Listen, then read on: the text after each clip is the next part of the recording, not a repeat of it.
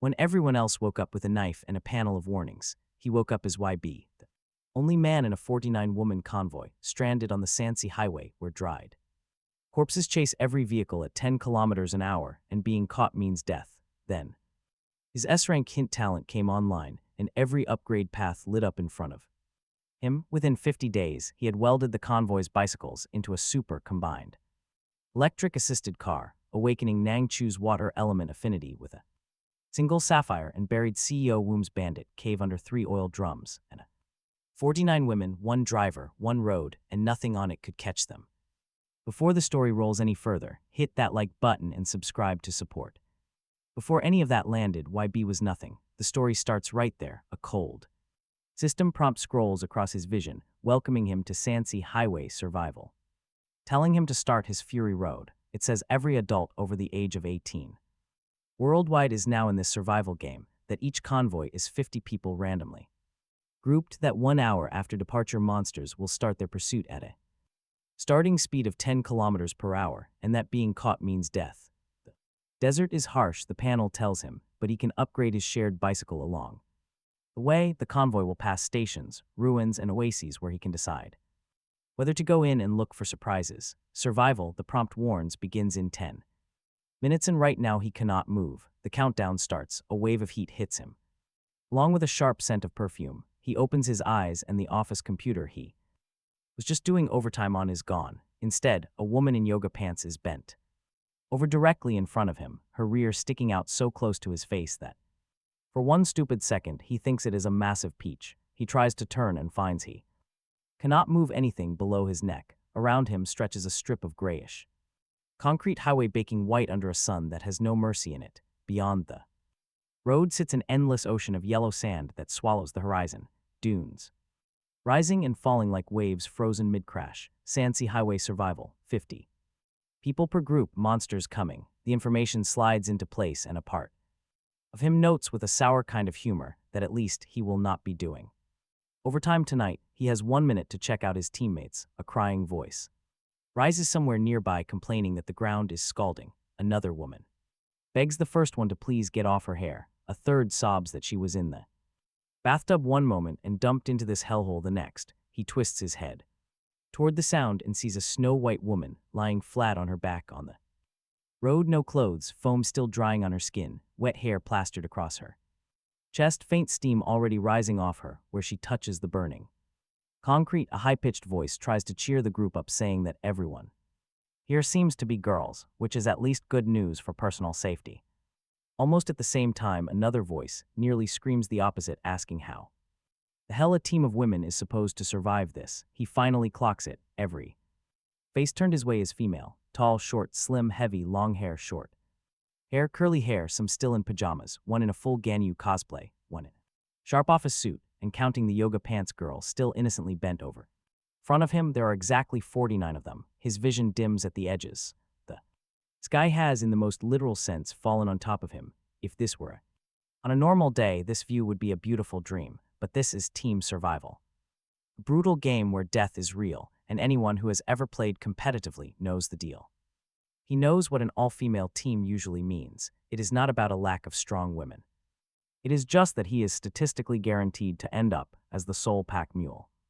Carrying 49 passengers instead of just 4 is a completely different kind of disaster.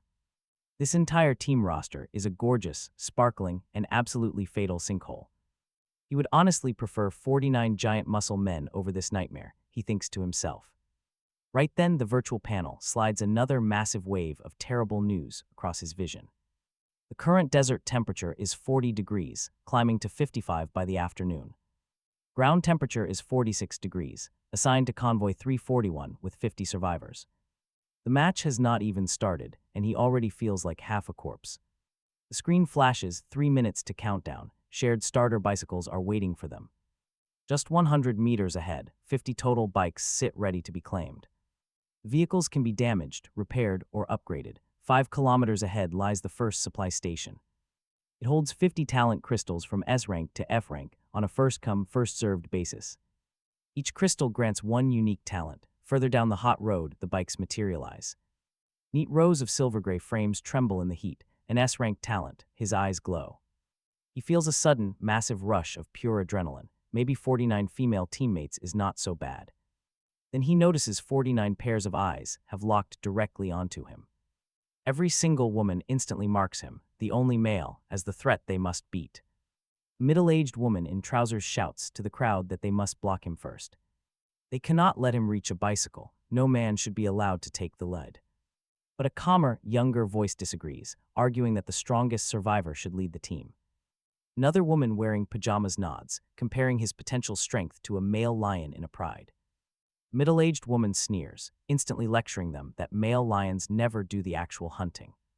Lionesses do all the hard work while he just takes the credit. If he takes first place, she warns, he will just turn around and enslave them. Then, raising her voice slightly, she mutters that he might violate them too. A breathless girl dressed as a Ganyu cosplayer chimes in, fearing he will make them slaves. And then toss them to the zombies, just like in those apocalyptic novels. His mouth twitches. What on earth are people reading these days? Still, he gets it. The survival game is live. From this second on, it is cooperation versus total confrontation. Trust or betrayal, he needs to shatter this fragile female alliance before it solidifies. He inhales the scorching desert air, forcing his voice to remain completely steady and calm. Requesting them to please calm down, he explains that even if he does take first, a single talent on one person cannot guarantee survival for 50 people. Pointing a finger directly at the middle-aged instigator, he asks her a simple question. If she is so terribly worried about him, why is she standing at the front? From there, she could never block him anyway, so does she just want a shield? A shield to take out a rival, so she can quietly steal first place herself. Looking across their wavering faces, he tells them that fighting now is pure suicide. Creating division the moment a 50-person team is formed is a terrible survival strategy. With monsters at their backs and the burning desert ahead, division is a death sentence. The only way their individual talents will work is through complete, coordinated teamwork. He asks who stands for united survival and fair competition, and who opposes.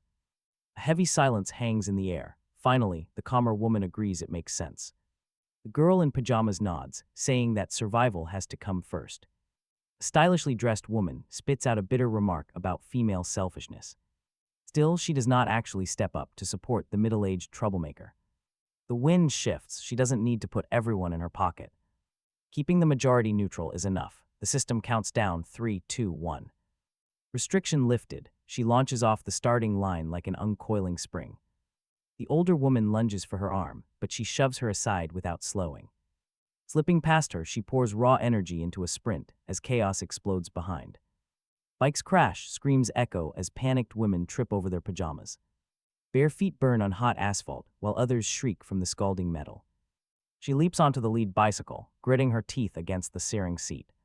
She drives the pedals down so hard the gears whine as sweat drenches her. Crouching low, she breathes steadily and steers carefully around the shifting desert sand. One mistake means a bad crash, and out here, that means certain death. She maintains the brutal pace for 20 minutes before finally spotting the destination. A bare concrete bus shelter sits half buried in the dunes along the highway.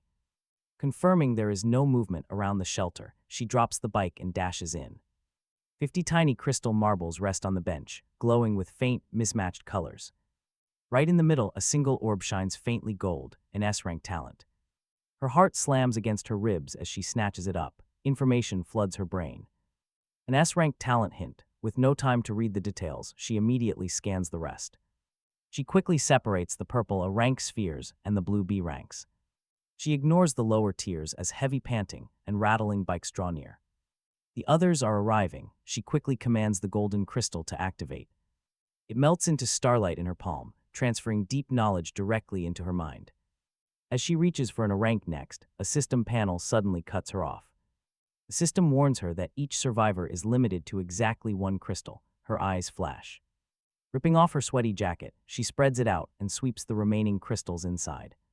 She ties the jacket tightly into a heavy bundle and runs back to the bicycle. Tossing the heavy makeshift sack into the basket, she makes a sudden, ruthless decision. A single S-rank talent is not enough against 49 deadweights on this hellish road. She needs to nurture the useful allies and weed out the dead weight. These stolen talent crystals are going to be her ultimate bargaining chips. Obey her and get a better talent. disobey, and survive alone in the dust. She mounts the bicycle again, pedaling directly against the howling, hot desert wind. Gasping for air, the heavy gusts whip her sweaty hair across her face. She raises a hand, calling out to the approaching crowd to stop right there. Patting the bundle in her basket, she warns them not to take another step. She announces she has all the crystals. The older woman immediately starts shrieking. She yells that this is exactly what happens when people refuse to listen to her. The others look furious and scared. She remains completely calm, keeping her voice steady. She promises to explain her plan so they can see the logic behind it. She claims her S-rank talent hint allows her to identify the best matches. By matching crystals to people, their small group can finally unlock its true potential. Strength explaining how each woman can be matched with a talent that truly suits her, meaning an F rank in the right hands can outdo a B rank in the wrong ones. He explains it is just a proposal. If they hate it, fine. He will scatter the crystals on the spot, letting them all fend for themselves, and that they will put it to a vote and go with the majority. This is an incredibly smart strategy. He obviously wants everyone to follow him, but this absolute authority look is a bad move. Otherwise, any future disaster would land squarely on his shoulders as a unilateral choice. So democracy it is. Slowly, hands begin to rise one by one, led by the calmest women. Then more join in, until even the holdouts reluctantly raise their arms. Even the angry older woman glares, finally shoving her hand up. The vote officially carries. He does not waste another single second under this brutal heat. Nobody can survive this sun much longer. He pulls out the first rank orb. It is purple, throwing a strange, hypnotic light for everyone in the crowd to see. He explains this is healing, an incredibly powerful rank talent. Can repair almost any injury, and with that, he immediately begins scanning the anxious crowd. As his eyes land on each person, private system prompts pop up, visible only to him. The first suggestion is Yu Chun-Rai, listed as a perfect healer choice. The second name is Wan Hong, noted as highly suitable and bound to feel incredibly grateful. The third is Dong Yan, the yoga pants girl, who is a fantastic fit. Plus, the prompt says there is a very high chance she will pledge her complete loyalty. He does not hesitate, pointing straight at Dong Yan as the perfect choice. She blinks, pointing at herself in absolute disbelief, until he gives her a firm, reassuring nod. She half skips forward, taking the glowing purple crystal in both hands. Activating the power before everyone's eyes, purple sparks melt directly into her skin. A second later, she turns around, solemnly confirming that he was telling the absolute truth. The total number of uses is tied directly to her spirit stat, which is 20 points.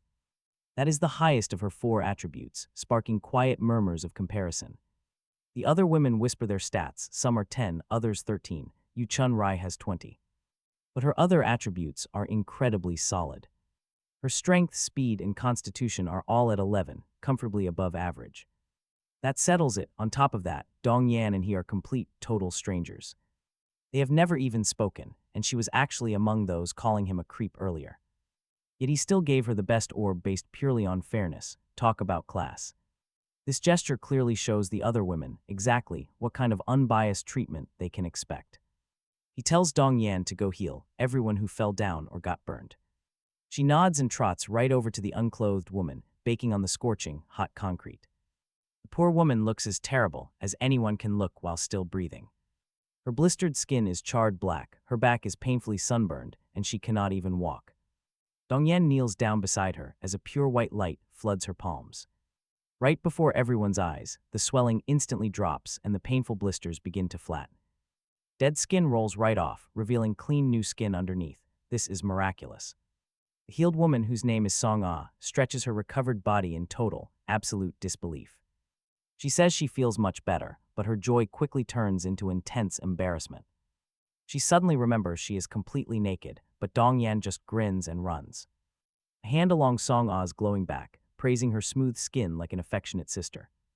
They tease each other and the crowd of women bursts out laughing, instantly breaking the tension. The vibe changes. He moves on, explaining that the second rank is pure luck. It helps the holder dodge danger, spot resources, and find better deals. They will even encounter fewer monsters. His eyes sweep across the crowd and land right on the snow-white beauty herself, Song Ah's. Her cheeks instantly burn bright red. She bites her lip and steps forward, bracing for the stares. He enjoys her embarrassment for a quick second, suppresses a smile, and then pulls his coat off the remaining crystals to hand it over to her so she can cover herself up, but for a brief moment, the remaining crystals are exposed. Shining in the sun, they make the middle-aged woman's eyes go red with pure envy. Suddenly, she lunges forward to snatch the glowing purple ball right out of his hand. But wait, he plants a hard kick, sending her flat onto the ground. 3 strikes and you are out, he tells her flatly. This is your last warning. There is absolutely no joke in his voice. Meeting his cold gaze, she freezes. Her resentment is swallowed by fear. The brief interruption does not break his rhythm. It actually builds up his authority. He moves through the rest of the crystals without pausing. At the very end, 3 more women step up with B ranks. The first is Nay Chu, wearing a sharp suit jacket and black stockings, a highly capable fund manager. Her talent is water elemental enhancement, allowing her to pull a small amount of clean drinking water right out of thin air. The second is an English major. College student they all call Lovely, wearing a short white skirt. She has unlocked speed enhancement, giving her quick bursts of movement and a passive speed bonus. The third B rank is the girl in yoga pants, a yoga instructor, who introduces herself as Nub Bing, even waving a playful finger in greeting. Her talent is hilariously called Old Driver, which grants a passive bonus to all driving. He then lays out the final tally for the group: 1 S rank, 2 A ranks, 3 B ranks, 4 C ranks, 8 D ranks, 12 E ranks, and 20 F ranks. No more stalling. Time to ride. Soon their convoy is rolling, with everyone still feeling pretty strong out, but the mood has shifted now that everyone has a talent and has a rough idea of what everyone else can do. Yellow sand, scorching sun, and endless concrete roads stretch out ahead. Nub Bing and our main character take turns leading to break the wind. He has the build of someone who works out regularly, so he can lead. Nub Bing has her old driver talent, which cuts her stamina drain on the bike in half, and automatically improves her form, making her even steadier than him on the road. They do not push too hard, keeping a pace that suits the weakest of the group. Behind them, stamina has to be managed for hours ahead, not minutes. He is already soaked in sweat. Thank goodness they have bikes. If they had to walk in this extreme heat, nobody would survive 10 minutes. He recalls a story about tourists stranded by a broken-down car in the deadly Lop Nor desert. They tried to walk out, but they all died incredibly fast. The one who made it furthest only got about 5 or 6 kilometers away. Modern people constantly overestimate their endurance and underestimate the harsh desert. When the bodies were finally found, they looked practically half-cooked. Some had feet so dehydrated they looked like mummified wood, and that was just a regular Earth desert. This place is far worse. Just 30 minutes in and the environment starts. The heat is collecting its payment. A weak girl sways, toppling off her bike, a textbook heatstroke collapse, the kind that turns lethal in minutes if nobody steps in. He barks for Dong Yan to stop and heal her, for Nang Chu to spray water for her to drink. Together, they pull her back from the edge in about 10 seconds, but the cost is clear. Both Dong Yan and Nang Chu look incredibly drained. Talent use takes its toll. He would carry Dong Yan to spare her, but these stingy shared bikes have no back seats. Keep up, everyone, he starts to call out. But a gust of wind blows a mouthful of sand into his throat instead. Beside him, Nang Chu watches his dusty face, then glances down at her own black stockings, sweat-soaked with sand glued to her legs, and after a brief hesitation, bends down, rips a slit at her thigh and tears off a long strip. Her cheeks flush as she holds it out, telling him that if he does not mind using it as a mask, it should help. He takes it without hesitation, thanking her and tying it across his face like a cowboy in a western. No room here for being picky, with a little water sprinkled on it. The strip blocks the wind and sand, keeping his mouth and nose out of the worst of the heat, and his whole face feels a lot better immediately. Seeing the effect, Nang Chu tears off the rest of her stockings, making 6 masks in total, handing them to the front riders and to Dong Yan, who needs to be able to speak clearly. When she tries giving one to Nub Bing just smiles mysteriously and waves it off, saying the mask should go to someone who needs it more because she has her own. As everyone watches, she stops her bike and turns her back, reaching into the waistband of her yoga pants, fishing around to pull out a pair of light lace panties so thin they look like cicada wings. This material, she informs them with a completely straight face, is lighter and breathes better and makes a great makeshift mask. She unfolds them, settling them over her head, To cover her mouth and nose, sprinkles on a little water and rides. On he stares for a long second, then silently gives her a thumbs up. This is easily the most useful moment involving a pair of panties he has ever witnessed in his life. Inspired by Nangchu, the other 4 girls in stockings start tearing. There's 2, and within minutes half the team is masked, the rest blushing deeply. Follow old driver Nubbing's lead and donate their own intimate apparel, and suddenly the convoy is wearing every color and style of light fabric. Across their faces, it looks totally ridiculous, but it works. Survival has officially overruled. Embarrassment, unbelievable, he tells Nubbing through his own makeshift mask, that so many of them are wearing such flashy things. Nubbing rides up alongside her old driver talent, leaving her with plenty of energy to spare, and explains that women do not pick their underwear just for looks, but because the material and breathability matter, keeping things clean to prevent infections, which is not something a guy like him would ever worry about. He does not have the breath to argue anyway. After that brief interlude, the intense heat rolls back in like a tide. An hour later, every breath feels like inhaling straight fire. The road ahead warps and twists in the heavy heat haze. Sweat pours off him like crazy, evaporating before it can even hit the ground, leaving a white salt crust behind on his skin. The temperature on the screen keeps climbing. 45 in the air, 51 on the ground. Still convoy 341. Still 50 of them. In 1 hour the climb has been brutal. His eyelid twitches. Thank goodness for Dong Yan and Nangchu, a healer and water girl combo this desert desperately needs. 7 or 8 people have fainted along the way, but they all got back on their bikes, and miraculously nobody has fallen off the convoy. Even so, they push. Every woman is at her breaking point.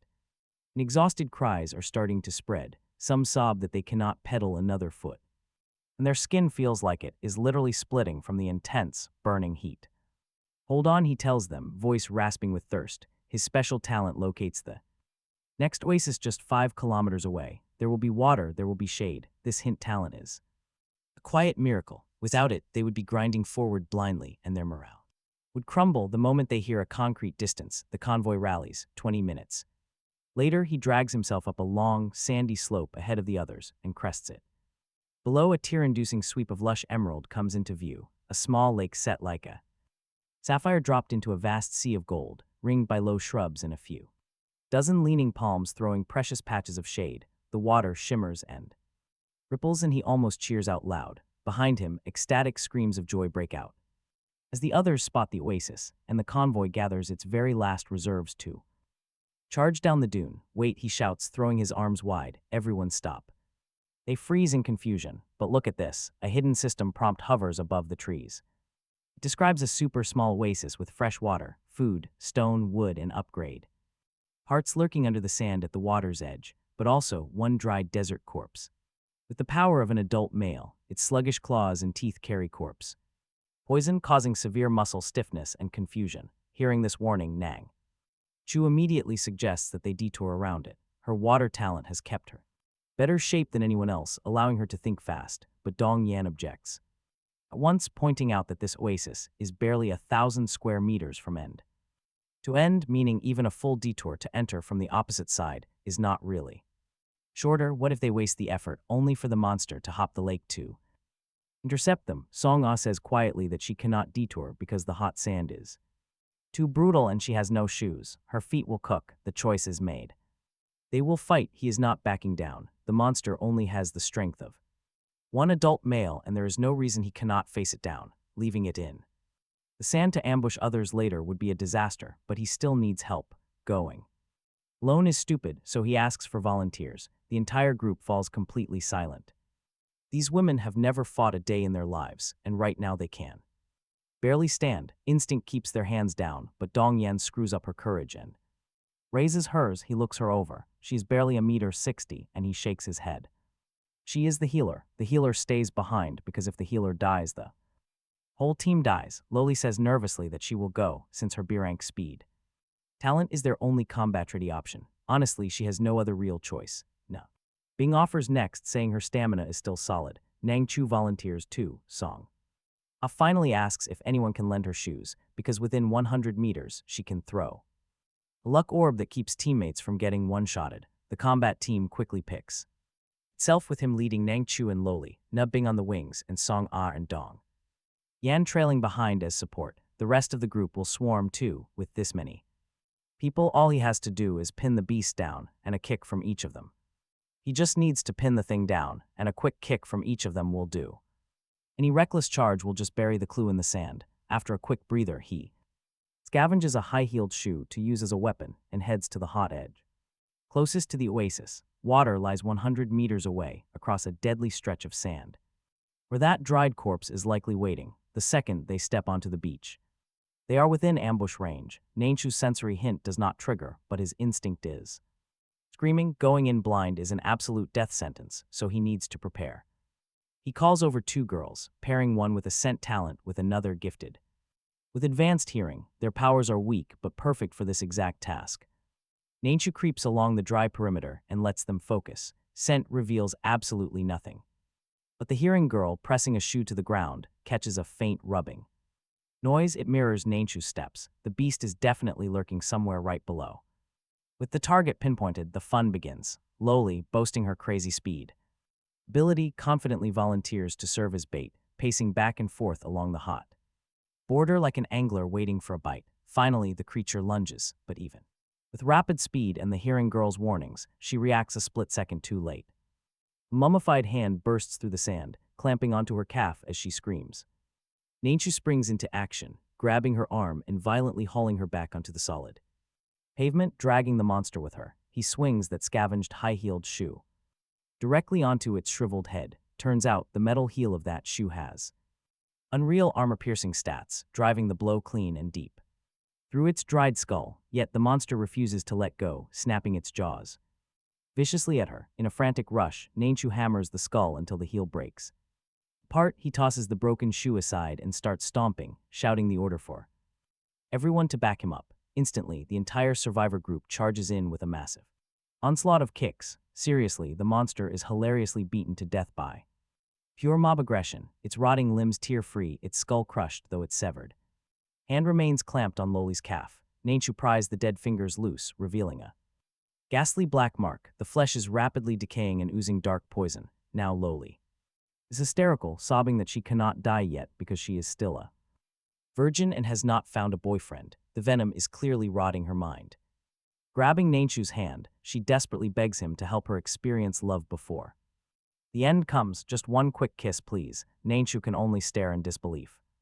He kneels beside her with a weary, long-suffering sigh, calmly reassuring the girl that she will survive. He quietly notes that he had no idea this venom acted as a truth serum. Grumbling loudly, Dongyin steps forward to look at the corrupted wound, channeling her bright, soothing healing magic. Within seconds, Loli is completely cured. She blinks, sits up, and confusedly asks what happened, before checking her leg and letting out a massive sigh of relief. Dongyin mischievously asks if she recalls her wild, dying confession. The poor girl looks entirely clueless, stammering that she was only screaming for help. Then she turns to thank the entire group, offering extra gratitude to her healer because she would have been a goner otherwise. Nobody speaks up. They let her keep her dignity. Loli puts on a calm front afterward, having absolutely no choice. She cannot admit to begging Nainshu for a kiss before the whole crowd, and secretly she is dying of embarrassment, desperately wishing the ground would swallow her. His quick glance almost makes her lose her composure. She tells herself fiercely that she is not actually that pent up, that it was all dried corpse talk. Tastes, lucky for her, everyone is too giddy about the oasis to look into her weird behavior. The moment he confirms Loli is fine, the group sprints for the lake. He does not lag behind, running the final stretch to dive straight in. It is shallow but clear, and when he tastes it, the water is fresh. He gulps it down like a thirsty dog. Ning Chu had been spraying water along the way, but the amount was limited, and they had all been kept in that miserable state of being constantly thirsty and nearly dehydrated. As the water pours into his burning throat, the coolness is beyond words, absolutely incredible. He drinks his fill before collapsing in the shade of the trees on the shore, resting in the shade like this feels close to divine. The others are in roughly the same state, either soaking in the lake or collapsed on the bank. Dongyan ends up sprawled next to him, her clothes drenched and clinging, the wet fabric outlining her curves, and when he turns his head, he catches a flash of pale skin. She turns at that exact moment. Their eyes meet, she freezes, then flushes, pulling her collar together as she softly thanks him. He asks what for, and she thanks him for the rank of healing crystal, because without it she would have struggled, and she would not be this welcome on the team. She admits quietly that she is actually pretty cowardly, just an ordinary person with no real skills. He tells her not to talk like that, saying his talent made her the right pick. She shakes her head and points out that being the right pick does not mean she would have gotten the crystal, that her physical strength was only upper middle in the group, and she would never have won a sprint. She knows perfectly well that his talent is why she has him to thank, and there was also the part she kept to herself, which is that another girl in the group also had 20 spirit and was very pretty with a great figure, and he could have given the ball to her without anyone questioning it. But he chose Dong Yan. She promises to pay him back, but he tells her not to make it transactional, as they are all in the same boat now, and helping each other is just good policy. Mutual help between friends. Mutual help between friends, she repeats, her face still flushed. She is gathering up the courage to say more when Ning Chu calls everyone to pack up, find resources, and prepare to roll, because the monsters will catch up if they linger. The oasis is small enough to take in at a glance. He jumps up and calls out for everyone to hold on and let Song-ah search first. Talk about a lucky break, their luck is finally turning. The others agree at once, pointing Song-ah toward an old, abandoned tent that has been almost completely swallowed by yellow sand. Song-ah is wearing his jacket and nothing else. No pants, no shoes, walking barefoot on the cooler ground under the trees. The jacket is just long enough to cover her bottom, but her long legs are still bare. Normally, she would care about this. Today, nobody has the strength to care. She walks over to the tent, too tired to even bend down, kneeling to tug it open. Everyone goes quiet, eyes locked on her as she starts pulling items out, and a cheer rises every single time. Bottled water, canned food, an iron pickaxe, and an axe. When she drags a crate of canned cola out, the cheering peaks because everyone is absolutely desperate for sugar. After that brutal ride, sugar is the quickest energy booster out there, and a single bottle of cola can be a total lifesaver in a pinch. Heavens, this iron ingot is incredibly heavy. Song-ah groans, prompting the others to rush over and help. Dan Yan touches the metal and gasps that it is top-tier quality. It can upgrade their bicycles. Oh God, upgrade them quickly, someone cries, because her backside is about to break in half. Within minutes, their entire haul is piled up in the shade. Talk about a massive haul. 150 bottles of mineral water, 100 cans of fish, 5 crates of cola, 50 chicken sausages, 20 crude iron ingots, and 2 rolls of copper wire about 10 meters long, plus some basic parts, 2 lithium batteries, and 2 walkie-talkies with a single dagger. The moment Faye touches an iron ingot, a system alert rings in his head. It is an iron ingot used to upgrade gear and vehicles. Place the materials right beside the equipment to start. The upgrade paths are incredibly diverse with no fixed rules. He has to explore them himself. This is pretty interesting. If he can make his bike easier to pedal, life will improve instantly. Honestly, the mere thought of pedaling that heavy thing again makes him feel totally numb. He drags an ingot next to a bicycle. A new prompt asks if he wants to consume 1 unit to boost starting speed and durability, and that is it. How boring, but then a much deeper tutorial system unfolds in his mind, staring at the bike. Every single component begins to glow under his gaze. He can upgrade whatever he focuses on, while all the surrounding parts fade and go transparent. Take gears for lower friction, bigger tires that are puncture-resistant, or even more wheels. A larger frame could turn it into a tricycle. If he adds lithium batteries as upgrade materials, he can transform it into a fully power-assisted bicycle. The thought makes him drool. The catch is having the materials, of course. The options are so deep.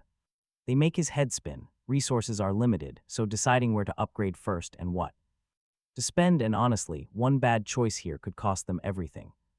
Choose the wrong direction, and they will get run over by whatever is lurking behind them. Brother Fei, Don Yan whispers, leaning close. This whole resource allocation and upgrade path stuff looks like a major test. She has played enough games to know that a bad stat build is pure hell to correct later. Fei agrees completely. He warns everyone not to rush their upgrades and not to burn resources on impulse. They need to plan this out together. He asks Dan Yan to spread the word while he sits down to run some numbers. Suddenly, another prompt pops up.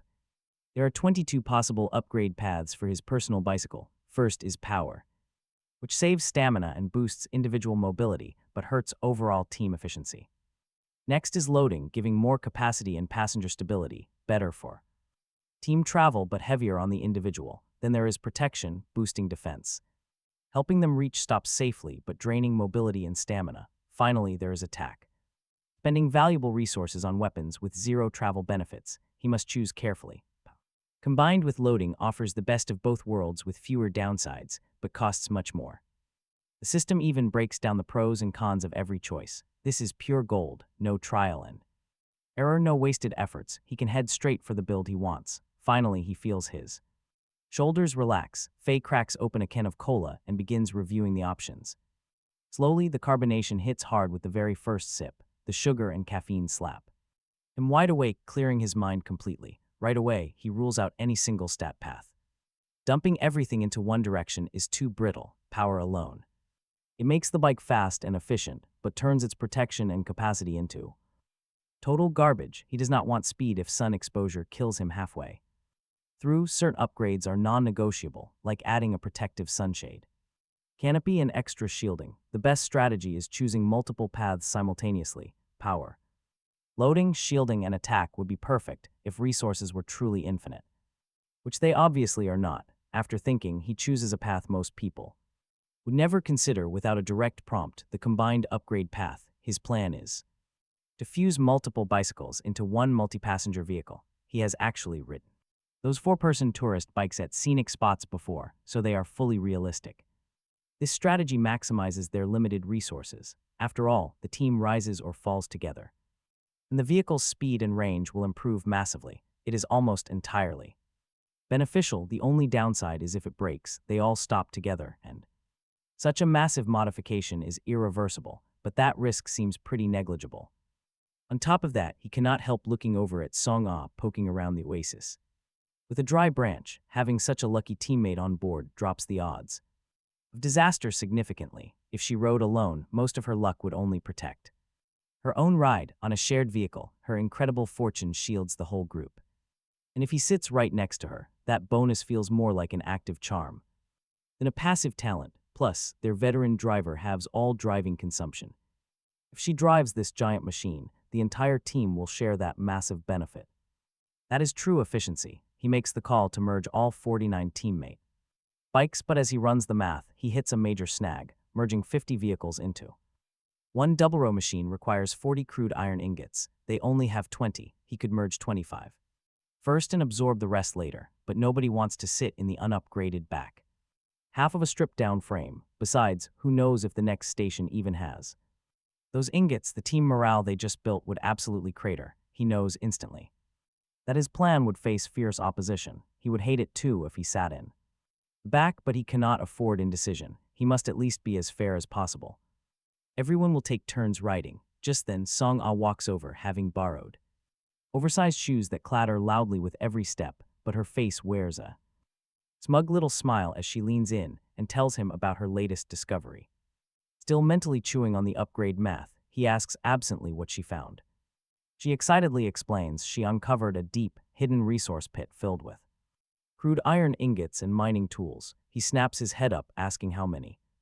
About 40, she says, grinning. He bursts out laughing and gives their lucky girl big thumbs up. Talk about a massive relief. He was fully prepared to play the villain over resources, but she completely erased his problem. Luck is beautifully unfair, and with 40 more ingots, their upgrade plan is locked in with a very comfortable material surplus. She feels a bit embarrassed by his high praise and admits Dong Yan actually reminded her to wander around because of her insane luck. She simply followed her gut, stepping on a soft patch of sand near the oasis edge that suddenly collapsed to expose an old, buried tent packed with resources. He tells her to lead the way, promising that he has some amazing news for her as well. She turns and immediately trips over herself. The surface sand is at least 50 degrees, and since she wears nothing but a thin coat, falling down is basically like landing on a stepping on a hot griddle. She hisses with tears in her eyes, biting her lip. He catches her right at the waist and asks if she is okay. She gasps out that the shoes are just too big. They are way too big, making her lose her footing. She tries putting weight on her left foot, but her knee buckles instantly, the ankle already visibly swollen. He tells her not to move because her Ankle looks bad. Fatigue has finally caught up with her legs and combined. With oversized shoes, the sprain is severe. She mutters in total frustration, asking why. Her luck bonus cannot even stop her from injuring herself on completely flat ground. She's now leaning almost her entire weight against him, and her face flushes red when she shyly asks if he can please carry her over to the resource pit since she really cannot walk. He has already given her clothes and a powerful talent, and now she has to ask him to carry her. The mental math of what she owes him is not exactly pretty. He nods, lifting her into a princess carry with one hand under her thighs and the other supporting her back, finding her much lighter than expected. Her figure is anything but frail, with firm, athletic thighs.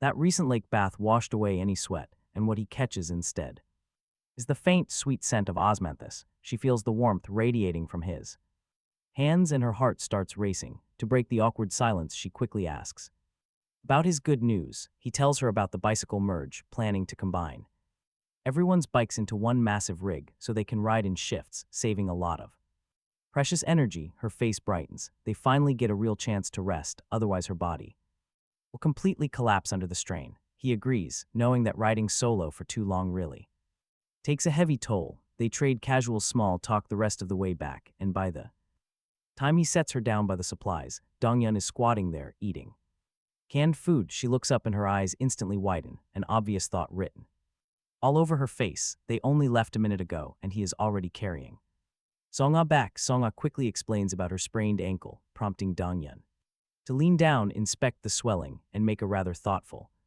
confused expression. She says there is no way the lucky star who finds treasure just by walking actually sprained her ankle this badly. After Dongyun quickly heals her and Songa leads him away, now lounging nearby on the sand, draws that there is a high chance this sprain is actually good luck, meaning it might be exactly how her luck talent decided to play out today. Dongyun blinks, then her eyes widen as she watches Songa walk side by side with him. Talk about suspicious. Her expression turns incredibly thoughtful. Songa brings him over to the dig site where other survivors are already moving heavy iron ingots. The terrain is lower here, naturally sheltered from wind but completely buried under sand, impossible to spot without some guide. Digging out the surrounding sand, they also find the remains of ancient campfires. The whole site feels like an abandoned camp, combined with all the iron and pickaxes. It must have been a mining outpost. Sure enough, against a nearby dune, they find a mine entrance. A wooden door stops sand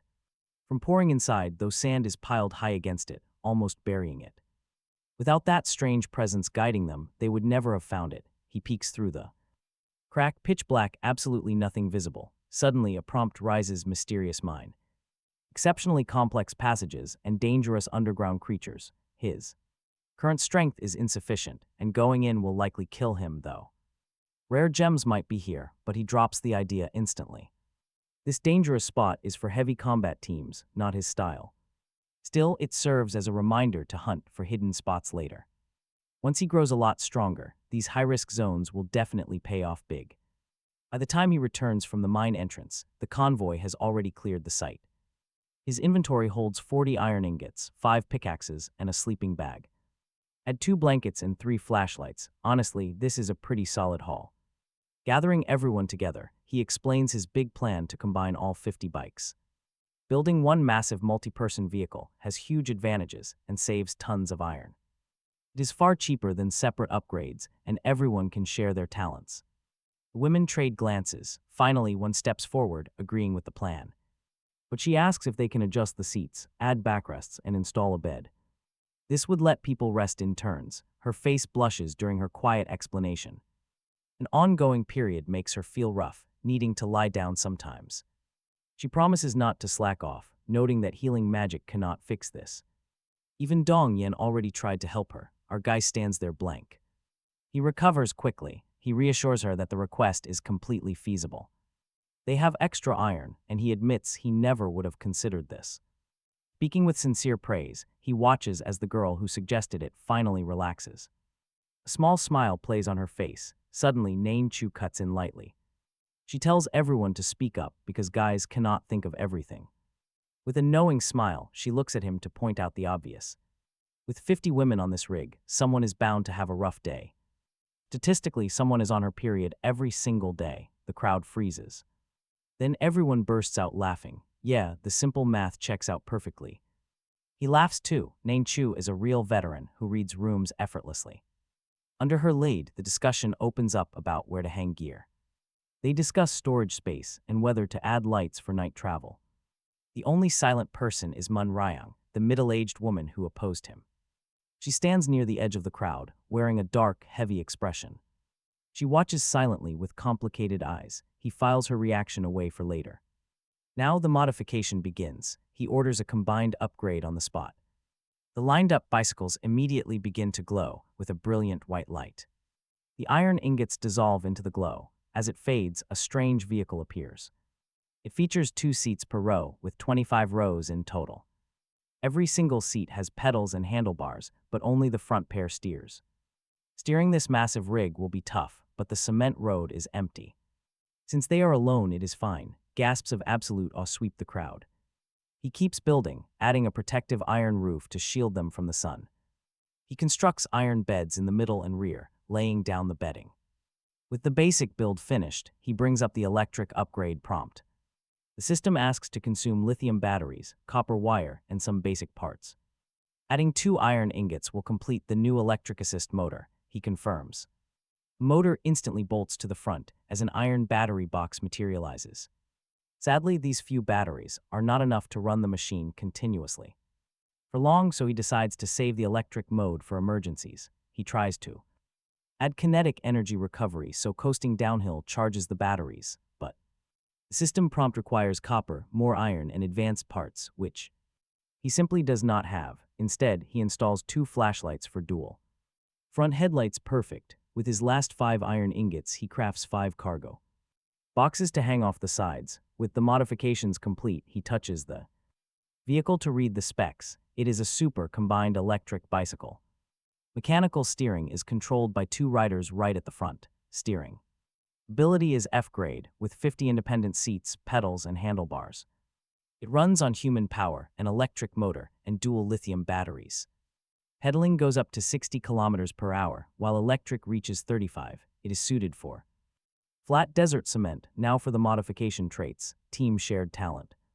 All members share specific talents to some degree as a passive trait. The iron roof blocks the scorching sun. There is also an emergency rest area. Iron beds sit in the middle and back rows, complete with blankets. Perfect for taking a quick break. Storage is expanded with 5 iron boxes, offering over 2 cubic meters. Dual headlights provide 30 meters of night vision. Lighting is F grade. Best of all, team upgrades are 40% cheaper. He looks the stats over and nods, thrilled with the team traits. From this moment on, their convoy holds a massive double bonus. They save 40% across the board. Right now, they only share 1 talent. But it is the best possible one, luck. Just being on this vehicle gives everyone a taste of Song Az's incredible fortune. The chance of bad luck on future actions drops significantly, which is a massive relief. After loading up their supplies, the group bids farewell to this brief oasis with genuine reluctance. And they set off once more. Na Bing and Song Az take their spots at the front. Acting as pilot and navigator, the entire crew now runs on a shift system, swapping roles every half hour. Pedaling duties rotate row by row, ensuring everyone gets to rest. Compared to traveling alone, this is a different world. Even with heavy cargo, this massive rig moves smoother than 50 separate bikes, letting them cruise comfortably at 30 kilometers per hour. The sound of rushing wind fills their ears. The heat is intense, but everyone is much calmer now. For the first time all day, Song Az can finally sit down to eat. He pops open a can of fish, the rich, salty taste of black bean oil instantly filling his mouth. After the brutal day he has endured, this savory meal feels like absolute heaven. He quickly finishes 2 cans, gulps down some ice-cold cola, and finally lets out a long, satisfied sigh. The vehicle glides forward effortlessly. Golden sand dunes rise and fall all around them. Right beside him, Na Bing steers with one hand while gently wiping the sweat from her flushed forehead. Her hair clings to her cheeks as they sway. Suddenly, a soft rustle sounds from behind, and a freshly peeled corn and meat sausage is gently slipped over his shoulder. He turns to see Dong Yan smiling, teasingly waving the treat in front of him. He takes a bite right from her hand, savoring the sweet, savory meat. as he leans back, happily letting her feed him bite by bite. A warm breeze sweeps by, carrying their laughter, the scent of food, and the salty desert air. Sweat of the people around him. If the road ahead could always be like this, with someone to lean on, things to share, and people to watch out for, then this survival escape is not quite so bad after all. Faye gazes out at the curve where dunes meet. The blue sky letting that thought settle. Dongyin quietly calls out to brother Faye again, handing over a small black walkie-talkie and asking him to take a look at it. She says it can reach other teams and that the resting survivors are staying busy. Everyone is studying the gear they collected. Faye takes the walkie-talkie. Sun Ah had pulled it from the hidden cache. He initially thought it was just for local chatter, but power it up and suddenly signals from other teams start coming through. Clearly a piece of special gear with some serious long-range capacity. He flips the power switch, and a wall of static greets him. Wind and heavy breathing echo underneath, but no actual voices. Leaning in from behind, Dongyin pokes her head forward and tells him to turn the knob to scan frequencies, since different channels carry different teams. He twists the dial. A raspy male voice cuts through, calling out for Team 300. He asks if anyone can hear him. Sounding totally worn out, Faye presses the talk button and identifies them as Team 341. The other side instantly bursts out, asking what they are doing and if he is eating while riding. He has clearly caught the whistling wind and the sound of Faye chewing. Faye tells him he is eating a ham sausage and asks how things are on his end. The guy is absolutely stunned. He laughs, saying he is impressed that Faye can eat and ride at the same time. Then he gets straight to the point. Out here, information is the ultimate currency. Faye asks how the trade works. The guy explains they will take turns asking and answering. Fair trade. Faye goes first, asking about the talent distribution on the stranger's team. The guy clicks his tongue, complaining that only a total rookie would ask that. He explains that every team starts the same way, one random S rank, then a fixed spread of A to F ranks. F rank is most common. He has already confirmed this with multiple other teams. Also, he bragged about stealing the only S-rank talent on his team. Faye skips the compliments, simply thanking him for the info. The stranger's turn. How many stations cleared? He chokes, then laughs helplessly and calls Faye a bastard, proudly bragging that he has already cleared the third station. He expects Faye to be completely blown away by his lightning-fast pace. Next question. How does Faye eat while riding? Faye explains he is just a passenger, someone else is doing the driving. Very impressed, the guy says to ask next. After a few rounds of questions, Faye gets the full picture. This guy is running lone wolf style. He and a few other elite talents abandon the rest, even killing some teammates to escape. This lets them travel incredibly light and fast, sweeping up resources without leaving a trail. 50 people's worth of resources pooled into upgrading just a few bikes makes their rides insanely strong. They are already past the third station while Faye is still struggling on the second. He has the speaker cranked up so the front of the convoy can catch parts of the call. For a long moment, many of Faye's teammates go dead silent, chilled by the stranger's ruthless strategy. Still, the guy is ahead and knows more. That is undeniable. Faye trades some hidden cache info for one massive piece of intel. There is a synthesis platform waiting at the third station. The machine can craft equipment and fuse two similar items into a much higher tier gear. This completely changes what a survivor can bring to the table. It is usually hidden, guarded by 5 to 10 dried corpse guards, with the exact number scaling to the team's total power. That means this guy has some serious combat talent to pull it off. 10 minutes quickly slip away in quiet conversation. Suddenly, the man stops him. He hears a woman's voice over the radio. It seems the sounds of Faye's team, chatting along the path, have leaked through. Faye takes a slow sip of water and simply confirms it. The man sighs deeply. He claims he had a female partner too, until he killed her for stealing. Apparently, she tried to take his mysterious crystal ball, a brand new item. Just then, Nubbing shouts out a warning about sand on the upcoming turn. The man cuts back in, his voice instantly turning sharp. Answer me first. He demands, how many teammates do you actually have left in your group? He heard multiple female voices. That bike can really carry that many people. Tension thickens over the radio. Faye answers directly that his entire team is alive. The man curses, barking that it is completely impossible, and they agreed on truth. His voice rises, demanding to know if this is actually the absolute truth. Faye assures him there is absolutely no reason to lie. Silence hangs for 2 seconds. And then the stranger explodes in a fit of furious, uncontrollable rage. He calls Faye a complete idiot for carrying so much dead weight along. He sneers at him for playing the savior and dragging everyone else forward. He tells Faye to wait and die. Right then, Dong Yan snaps. Who is the real idiot here? She screams directly into the walkie-talkie. She tells him to mind his business. He killed his own team, after all. Now he is just miserable, lonely, and terrified of fighting the next boss alone. It serves him right, no matter how much legendary gear he has obtained. He is destined to walk alone until he dies. The man roars in fury. It is the raw, violent rage of a man whose deepest wound was touched. Something heavy slams down nearby. He promises to kill her if they ever meet. Faye cuts the line. No point in this. The man is clearly unhinged. He has lost his mind since slaughtering his own crew. He cannot stand the thought of anyone else surviving and doing well. Dong Yan mumbles an apology to brother Faye. Her temper cut the conversation short. Faye shakes his head with a sigh. Who knew the guy was that easy to trigger? Dong Yan sticks out her tongue. The man was absolutely unstable from the start. Song has been listening to the entire exchange with a very complex expression. She smiles thinly and suggests they cannot truly mock him for his choices.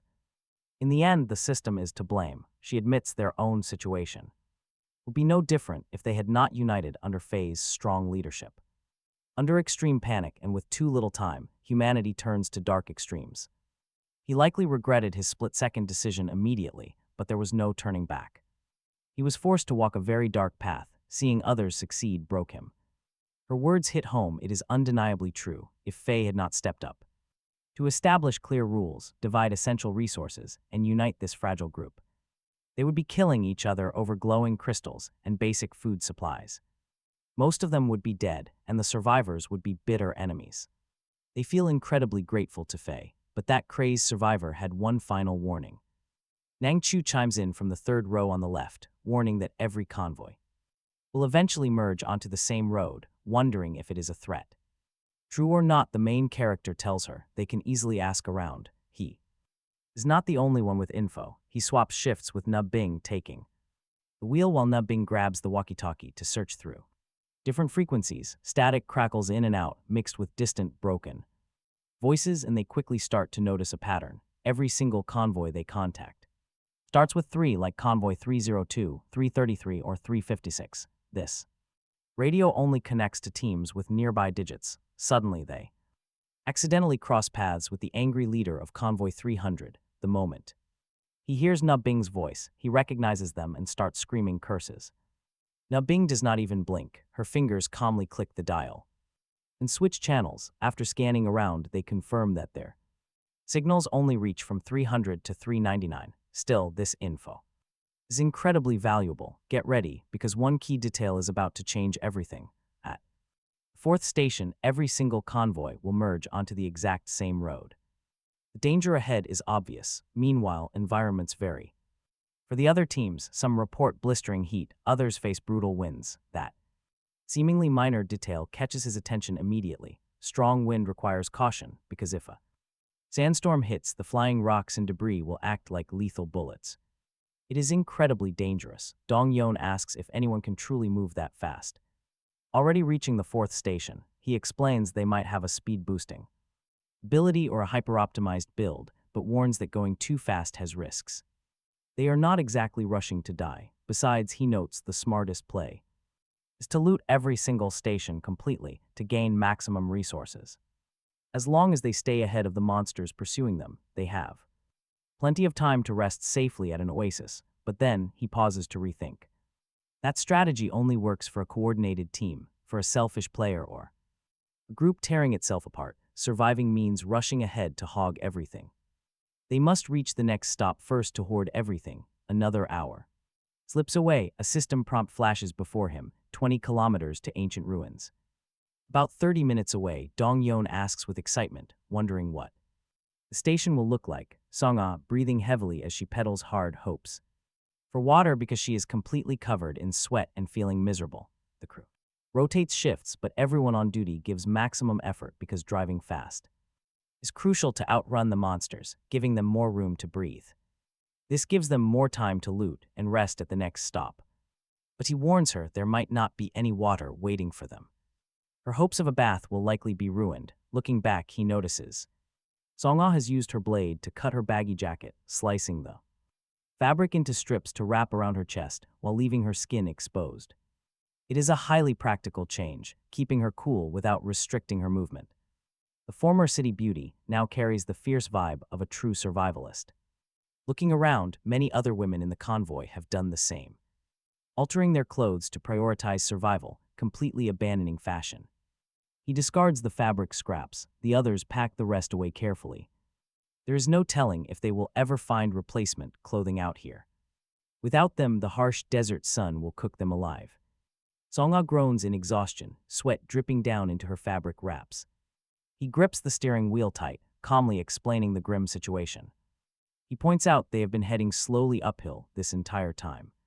With the terrain rising, any underground water sources are completely gone. They are heading straight into a much drier pocket of the desert. They must conserve every drop. She nods, looking up at him in admiration.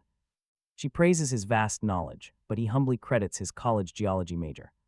She asks if his expertise can help make sense of this alien desert. He can only read the surface, noting this planet is very different.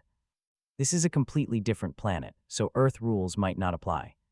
But if it works like Earth, they are in the southern hemisphere.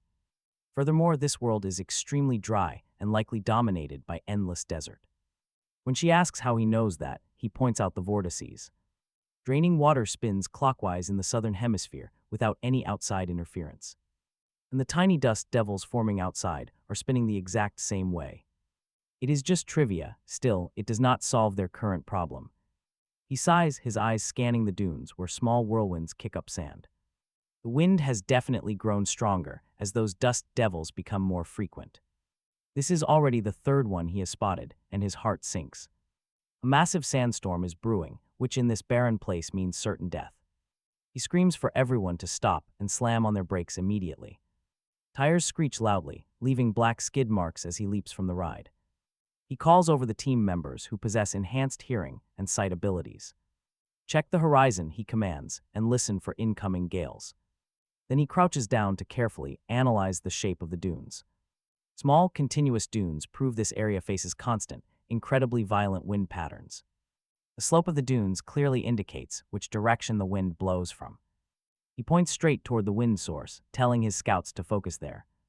A freezing gust of wind sweeps across, and he instantly feels the chill. Checking his system panel, the regional desert temperature registers 47 degrees. The ground is 53, with the convoy of 50 safely accounted for. It was 49 earlier, confirming a sudden, massive drop in pressure. He bellows for everyone to board their vehicles and sprint at full speed. The impending sandstorm is coming, and the warnings are too clear to ignore. His scouts see nothing yet, but he refuses to gamble. They must sprint immediately, as finding shelter is their only hope. Staying on the open road means getting buried alive. Panic quickly sets in. 50 pairs of legs furiously pedal, pushing their vehicles to the limit. Steering becomes an absolute nightmare, where a single slip would flip them. Crushing pressure weighs on him as he desperately fights to control the wheel. After 6 brutal minutes, the lookout girl screams in sheer terror. The sky is turning black, a massive mountain of sand is crashing down.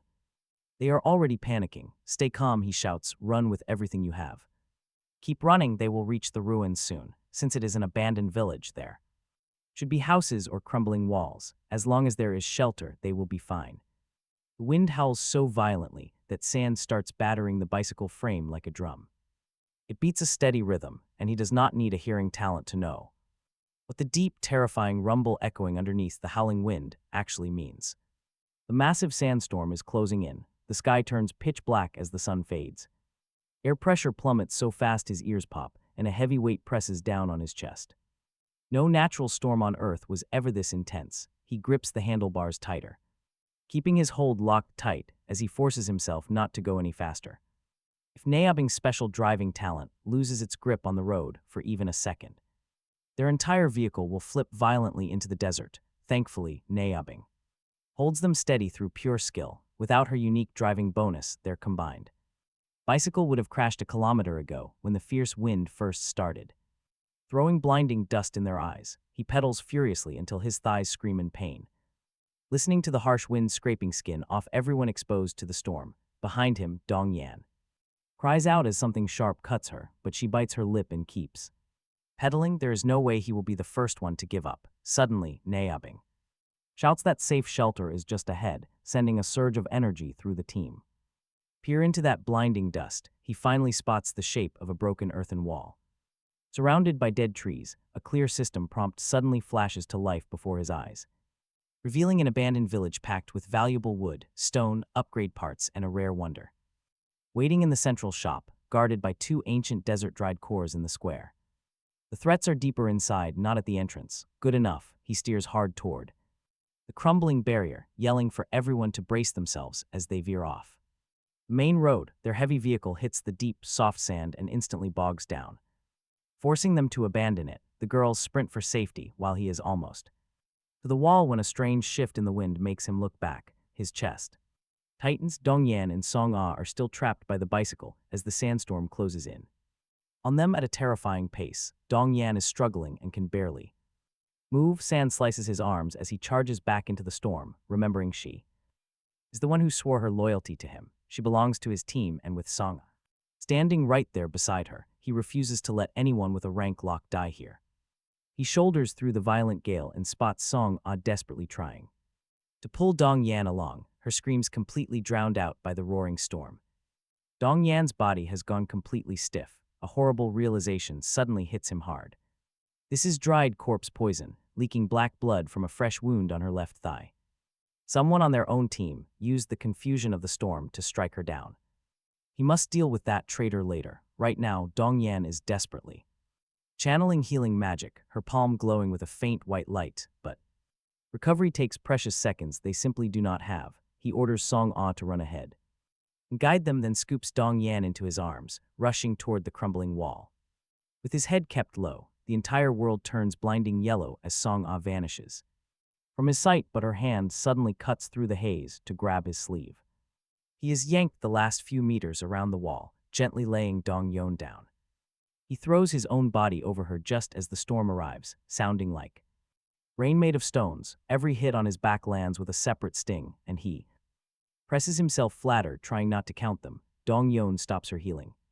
Beneath him, he feels her breathing even out, her warm cheek pressing against his collar, and he gets the strange feeling she has decided he is safe. Honestly, as long as she is alive, she can decide whatever she wants. The howling slowly fades. He pushes up off her, and the moment he straightens, he has to hiss air through his teeth, because every single patch of skin on his arms and chest is bleeding in thin lines from 100 small cuts. He cannot see his back, but he feels it, and the truth is far worse. The other survivors come stumbling out of the windbreaks one by one, covered in dust and with half of them bleeding. The dead tree at the front of the village is peppered with stone splinters all up one side, looking like a sandblasted hedgehog. A few seconds slower and that would have been him. He lets Dong Yan heal the worst of his cuts while he calls together the 5 women he trusts most, the rank A and rank B talent holders. He tells Loli to grab him an axe, then orders Nangchu, Song Ah, and Nubbing to gather the team for head count. Everyone is present, and nobody breathes. Song Ah is the one who says it out loud. A traitor in their team tried to murder Dong Yan with dried corpse poison and almost succeeded. He lets the silence stretch a beat, then he tells whoever did it to step forward on their own. Nobody moves, so he looks at the girl with the olfactory talent, who walks the line of women one by one. She stops next to Nang Chu, hesitates, and glances at him to make sure he wants her to keep going, then points. Nang Chu is standing right next to his elbow. Half the team makes a sound of disbelief. Nang Chu has the kind of talent and personality that would make a frame attempt this obvious, plus she and Dong Yan were close, but when 2 women search her pockets, they pull out a piece of a dried corpse finger wrapped in cloth. Fresh red blood is still on it. Loli lifts her axe, but Nang Chu speaks calmly, looking right at him. She tells him that he knows her. She has no reason for this, nor could she be that stupid. He nods because he has not doubted her for a second. Even in the worst scenario, with Dong Yan still alive in front of them, Nang Chu would never have left the weapon in her own pocket. Someone else slipped it in there during the storm. As he processes this, the system answers him directly. The murderer who tried to kill Dong Yan is Manhwa Recap, the woman who has been pushing back against him from the start. He thought she had settled down, but he was wrong. She was waiting like a snake for the perfect moment. Manhwa timed this flawlessly, because if Song-ah had not found Dong-yeon first, she would have died in the sandstorm, and once she was gone, no one else had healing for corpse poison, leaving him next on her list. His voice turns icy cold. He takes the axe out of Loli's hand and orders Manhwa to step forward. The crowd backs to either side, exposing her. She launches into her defense before he can get a word out, screaming that he framed her, claiming he is clearing out anyone who disagrees with him, that this whole assassination was staged so he could purge people. She points at Dong-yeon and shrieks that her skin is too clean, her clothes too neat, and that she does not even look like someone hit by a. She claims that during the sandstorm, the team gave her preferential treatment the entire time. A few faces in the crowd flicker. Her desperate accusation hits home. She does not stop there. She tells everyone that today he makes up a reason to kill her, and tomorrow he will do the same to any of them. She claims his hint talent is no different from a cheap fortune teller's, that whatever he says becomes their absolute truth, and they must die on his command. She even warns the women that this is how all men act once they gain power. Standing tall like a tragic martyr, her dramatic performance almost convinces the room. Watching this, he only feels how absurd it is. Talk about a desperate move. They honestly think they can flip right and wrong just by pulling on people's emotions. They twist words to shame the room, completely ignoring what real power actually means. True power is simply about controlling violence and spreading fear. It is about rewarding those who stay on your side. Her cheap games only worked back when peacetime had rules to exploit. Bai does not need a reason to let her die. Did she expect a saint? Did she think every rescue was just out of pure kindness? Dong-yeon fumes nearby. Shaking with rage next to Bai, Dong-yeon lays into Moon-yeon for her betrayal. She calls her out for saving her on the road when Nam-chu shared her last water. She demands to know if Moon-yeon is even human, completely stunned by this betrayal. She really believed that if she treated people well, they would survive together. Moon-yeon's face turns pale. She quickly pivots to save herself. She drops to her knees with a thud and begs Dong-yeon for mercy. Crying hard, she begs her to show mercy and reject the tyrant. Her loud crying actually makes some of the softer-hearted women in the room waver. Dong-yeon hesitates for a second because she hates seeing another woman cry. But she quickly shakes her head, knowing she cannot let her guard down now. She trusts Bai completely, so if he points at Moon-yeon, that is the end of it. She calls her a lying snake, her eyes turning red with anger. She stands firm, completely blind on how to expose her. Bai just watches. He is the undisputed leader here, with a strong, loyal inner circle backing his every move. He has 1,000 ways to bury Moon-yeon, and patience is key. This episode is teaching him that there are bad apples, and honestly, it is showing. It is no surprise, since human nature is messy, and some are beyond saving. When they first teamed up, he lacked the time to read everyone properly. Now he gets to see who shows their teeth and who stands together. The room stands together. A tall girl shouts that attacking Brother Bai makes them enemies. Another voice trembles with anger, declaring that they all would have died without him. The survivors are not blind. They have watched him risk his life on this road. He saved them with or without hints. Suddenly, a short-haired girl steps up. She walks right up and slaps Moon-yeon across the face with absolute fury. She tells her she has no right to complain when others risk their lives. Moon-yeon staggers back, clutching her reddened cheek in disbelief and pain. She mutters that they are all cowards who only bully the weak and fear power. She warns them they will regret this. Finally, Nam-chu steps forward to speak. Having been silent the entire time, she calmly asks the crowd a single question. She suggests they walk through the facts calmly, no emotion, just logic. Everyone looks over at Bai, who nods. Nam-chu reminds them about the bloody finger in her pocket. She says human blood never lies, then asks him to explain exactly how he rescued Dong-yeon. Bai tells it straight, and Nam-chu calmly pieces it together when he carried Dong-yeon in his arms, his right forearm wrapped under her legs, pressing her wounded left thigh directly against the inside of his arm. She walks over, lifts Bai's arm, and displays the evidence to the entire room. Look at that, there is a dark stain of poisoned blood on his skin. If he had faked any of this, he would never have risked his own body, and that Dong-yeon looks completely unharmed because she was healed and because she shielded herself. From the storm under him, it is a brilliant analysis that the others might have figured out eventually, but Nam Chu delivers it with such a calm, steady confidence. And leading the group, honestly, talk about a masterclass in quiet authority, she completely commands the room. Without being aggressive, Mun Ryong's face turns pale. She tries one more time, arguing that even if all this is true, it still does not prove she is a killer. Nam Chu slowly looks over, her tone remaining completely flat as she addresses the entire group. She claims she only spoke up to prevent any lingering doubts and protect Brother Bai and Dong Yon from being insulted. Then she pauses to quote a famous saying about how those who carry firewood for the crowd should never be left to freeze in the cold. She says the same rules apply here. Bai has earned their trust. Then her eyes lock onto Mun Ryong, freezing the air in the room. She asks if she really thought she was trying to prove her guilt. Mun Ryong stares. Nam Chu's voice drops. It is the apocalypse. Why would she need to prove anything at all? Is she still on some corporate clock? Suddenly she slides a sharp dagger from her belt, her calm entirely vanishing. And oh boy, get ready, because she calls Mun Ryong a stinking, gossiping snake and yells that she is going to slice her mouth too. Absolute ribbons. She lunges instantly. Mun Ryong freezes in complete terror. The blade opens a gash across her cheek. Then she screams and runs. 2 steps later, Nam Chu drives the cold blade into her lower back. Mun Ryong stumbles into the ruined village, blinded by agony and losing all sense of direction as she runs directly into 2 dried-up desert corpses guarding the ancient relic. By the time the group works together to put the monsters down, Mun Ryong has already been bit and heavily poisoned. When Dong Yon sees Mun Ryong's corpse, the guts are visible. They are spilled across the hot sand. She immediately retches and vomits.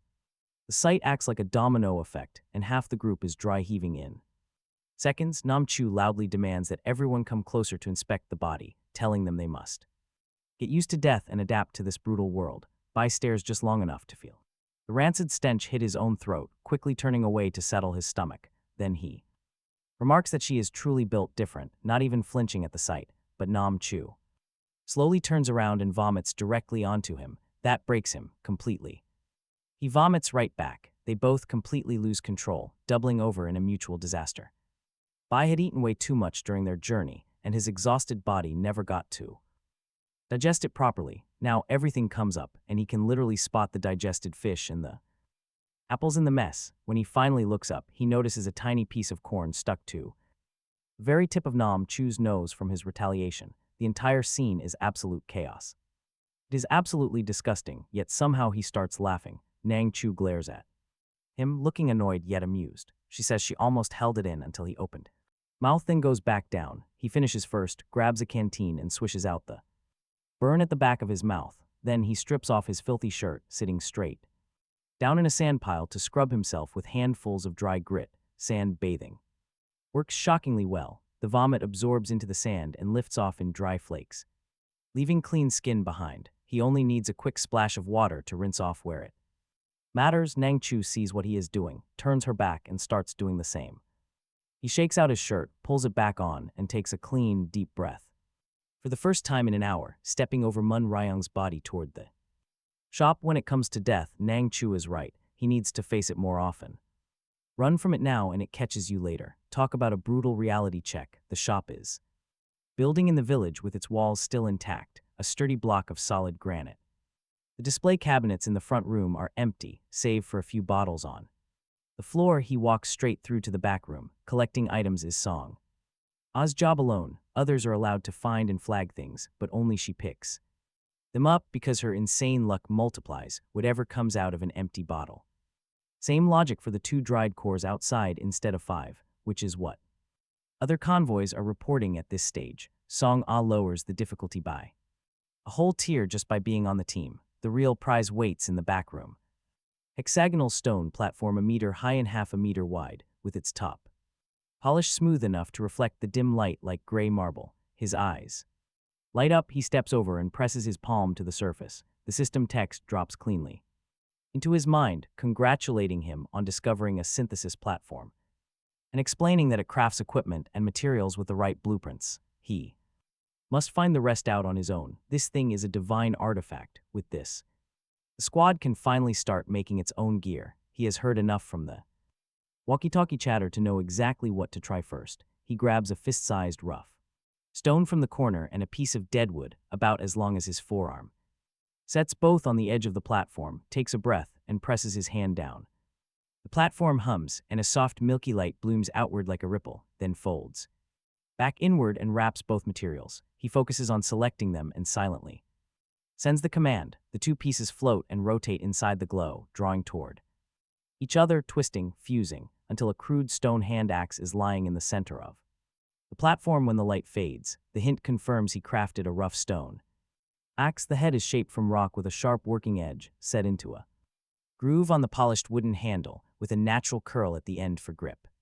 He picks it up and swings. The blade whistles through the air. He tries it against a piece of dry wood, and it bites a deep gash, though a visible chip breaks off the head on the same strike. Durability is bad, but it works. Song Ah comes in with a few others. He tells her to help him move the platform onto the bike. She lights up and walks over fast, asking if this is the synthesis platform the walkie-talkie chatter has been talking about. He hands her the axe. It is so heavy, she says, weighing it in her hand, then nodding at how clever it is that you can make one from just stone and wood. She says if everyone had a few of them so they could throw axes at the dried corpses. He tells her throwing takes real skill. No, what they need are spears. A 3-meter spear lets them handle a dozen corpses. It is the perfect weapon for ordinary people. Together with 5 other girls, he drags the massive platform outside. The thing weighs 500 or 600 caddies, and its awkward shape gives nobody any good leverage, taking everyone outside under Nang Chu's direction. The team has already dug the bicycles out of the sand. The tin roofs are completely gone, smashed off and blown away by the brutal storm. He notices the sun has been hanging straight overhead for far too long. He asks the others, and they confirm his suspicions. By the clock, it should be late afternoon, but the sun is not moving west. He quickly checks the current desert temperature on his system panel. It reads 52 degrees, ground is 59, convoy 341, current head count 49. A system hint warns him the peak afternoon heat here can hit 55. They cannot ride without a sunshade. Even with shade, it is rough, and without it, nobody can touch any metal on the bikes because it is already burning hot. Right on cue, a tire blows from the intense heat. He shouts for everyone to let air out of the rest, and they move fast. Na Bing is worried that rubber cannot last. The tires are going to burst one by one. He agrees, but warns the roof is worse. Nang Chu suggests wood. They have an axe, and there are plenty of dead trees around. He calls it. They need to distribute the tools and start scavenging the village immediately. Half will cut trees, half will scavenge wood. They move out now. He touches the bike to confirm. The system tells him a roof can be added directly by consuming wood, but the cost is ridiculous. A massive pile of wood for just one single roof. Then someone comes out of the shop carrying old wooden shelves and a single dismantled board. Upgrades a bike. The lesson is clear. Raw materials are a waste. They waste 3 times what processed boards cost. That cannot stand. He walks over to the platform in the shade and presses his hand on it, trying a piece of raw wood. The platform hums. Bright light wraps the wood, and what falls out is just an irregular slab, not nearly big enough. It is the wrong synthesis method. Walkie-talkie chatter says players have to know the exact formula in advance. Because the platform follows fixed rules, this synthesis platform is not flexible. It is a mysterious refining device with very strict rules. Better methods must exist, and some talent might unlock them. He remembers exactly why. There is a girl on the team with a C-rank engineer talent. And if he remembers right, she gets a small bonus probability on manufacturing. Without a formula, players must spend raw materials in mindless trial and error. Then a fresh row of system hints quietly appears in front of his eyes. Items craftable with current materials. Stone axe equals 1 stone plus 1 wood. Stone spear equals 1 stone plus 3 wood. Wooden board equals 2 wood. Telephone equals 2 walkie-talkies. Enhanced iron pickaxe equals 2 normal ones. His eyes light up. The system hints win again. No trial, no waste. The formula is laid out. He drops 2 pieces of wood onto the platform. The light hums and a standard wooden board appears, about a centimeter thick. Exactly the right size to upgrade a bicycle canopy. He calls Zhang Xian over. The engineer girl. He tells her she is responsible for the platform from now on. She nods so hard her hair bounces, eyes shining, eager to start operating it. She will raise her proficiency and slowly grow her talent. Plus, there is even a small chance of doubled output. then she catches herself and warns him that, without a formula, there will be too much waste from trial and error. He hands her a wooden board carved with more than 12 synthesis formulas. She stares blankly, then looks up at him. He smiles and tells her to just follow this, since everything they can make with their current stock is right there, and wishes her luck. She nods hard, promising to do her best, and as he turns away, her cheeks flush a little because this is the first time she has spoken to him alone, and she has just been given a real role. Her worry shows in her eyes. The next second, if the recipes are already on a board, what is her engineer talent even for? You can bet she's going to work harder to keep her spot. He heads for the tree cutters. They pulled several iron axes out of the oasis earlier, and they make short work of trunks, but the deadwood here is hard enough that the blades clang and ring, and the shock numbs his hands. If the angle is off, the axe almost knocks itself out of his grip. One of the girls has a rank D gathering talent, the kind that looks like garbage if you were running solo, because what good is knowing how to chop wood when you cannot survive the trip? But in a team it is gold, even though his speed is twice hers. Her output matches his, because gathering sometimes doubles or even triples the yield. He hands her his half-chopped tree and switches to a patrol of the ruins. While he is walking the village, he chats with the girls who had spoken up for him earlier, the ones who slapped Manhwa or called her out. Everyone works equally hard, but the ones with steadier personalities, more loyalty and optimism, deserve more opportunities. That rule is clarifying. For him, he used to fantasize about picking by talent. Once he actually had to lead, he learned that loyalty has to come first, because the next backstab will not give him the same warning Manhwa did. Disloyal people can be useful, but they can never be trusted in a critical seat. This is not the moment for promotions, though. Right now, he is just listening, watching, learning who each of them is. The whole half hour, people keep coming to him with small problems. Then Songa returns from her sweep with the search team, and the hall is fat. A wrench, a crowbar, a bottle of iodophor, a bottle of alcohol from one room. They also pried open a hidden basement with food, 3 short steel knives, 2 crude iron ingots, and a box of basic parts. He presses the platform and new hints appear. Iron axe equals 2 crude iron ingots plus 1 wood. Iron spear equals 2 plus 3. Molotov cocktail equals 1 alcohol bottle plus 1 cloth. Crude iron ingot can refine into iron ingot at 2 to 1.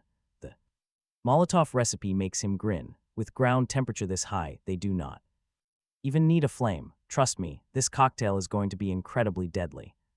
First real weapon. Songa leans in next to his ear and whispers that there seems to be another secret compartment under the basement, and that she feels there are better things down there, but did not want to mention it with so many ears around. The thing with Dong Yan has spooked her. She did not have anyone she absolutely trusted next to her right then, so she kept her mouth shut and came back to him. He asks her whether she chose to wait for him or if she instinctively felt it was wrong to ask. She pauses, then speaks. Probably both. He laughs, calling it her insane luck. He tells her to always trust her gut and let everything else resolve itself. She grins, asking if she can just empty her head and stop thinking. He says yes, sometimes that is exactly how it works. Her skill is incredibly convenient. He decides to take Dong Yan and Loli. A healer is necessary. Loli has combat skills. He quickly tells Nang Chu where they are headed, so they do not worry. The basement is just a grain cellar, but tapping the floor reveals a hollow spot. Immediately, a system notification flashes. Hidden cellar discovered. Dugout for shady business. Trapped below is a mummified corpse, several other bodies, and mysterious treasures. The switch is hidden behind a brick. He walks over, feeling along the wall for the stone, pulls it loose, and yanks the heavy iron chain. The mechanism rotates with a heavy click. The cellar floor slides open, revealing a narrow downward passage. A rotten, dusty stench surges up immediately. Loli covers her nose, whispering there is treasure. A strange light flickers at the bottom of the steps. He grabs her shoulder before she can rush ahead. Let Songa go first, he tells her. He is half joking, half serious. Songa has the luck to survive literally anything if there is a trap. Better her than us. Loli nods, sticking out her tongue. They descend the stone steps. The deeper they go, the stronger the rot grows, smelling of rust and mold. Suddenly, his flashlight sweeps the dark. The girls scream and crowd against him, shock. Even his own heart skips a beat. A dried corpse, with its abdomen sliced wide open, is laid out on a rough wooden table. The skin has dried and blackened. The horrific, twisted limbs still carry a chilling dread.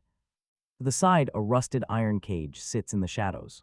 The creature inside slowly lifts its head, another mummy, but it is not violent. This one is weak. No roars, no struggling, it just turns its head, staring out of empty sockets. Above the cage, a crystal ball hangs in midair, glowing softly, the exact treasure globe seen from the top of the stairs. He reaches up, pulling the crystal ball down. System notifications flash directly into his mind. Mysterious crystal ball. Consuming it grants one random attribute point. Absolute game changer. His heart jolts. An attribute point is strategic level treasure. No wonder the man from Convoy 300 sounded so incredibly smug over the radio when hinting about this, refusing to explain further. So that was the secret. Without a second thought, he hands it straight to Songa. Without a single moment of hesitation, she sighs softly, finally understanding why that man killed his own teammates. This is too precious. The fact that he just gave it to her without a single beat of hesitation hits her chest harder than the artifact itself. Trust. In this dangerous world, unreserved trust means everything. It brings absolute peace of mind. She smiles, lowering her lashes, and leans closer to whisper to him. The four of them take turns holding the ball, each stunned by its power. This secret quietly bonds them because none of the other teammates have ever touched it. Suddenly, a violent roar echoes from the cage. He looks back the moment the crystal ball left the weak, dried corpse.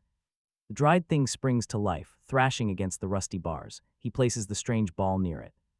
Instantly, the corpse slumps back, almost recoiling, but when he lifts the ball, the monster roars. He drops it and the creature falls silent. A few tests confirm a secondary function. This crystal ball can suppress the undead, but the range is incredibly short. There is a 2-second delay, making it useless in an actual fight. Inertia alone is too risky. A leaping zombie would tear him apart before the suppression even starts working, so he tells Songa to hold the sphere. They will decide who keeps it once they get back upstairs. He does not even consider taking it for himself. He has no idea what it actually does.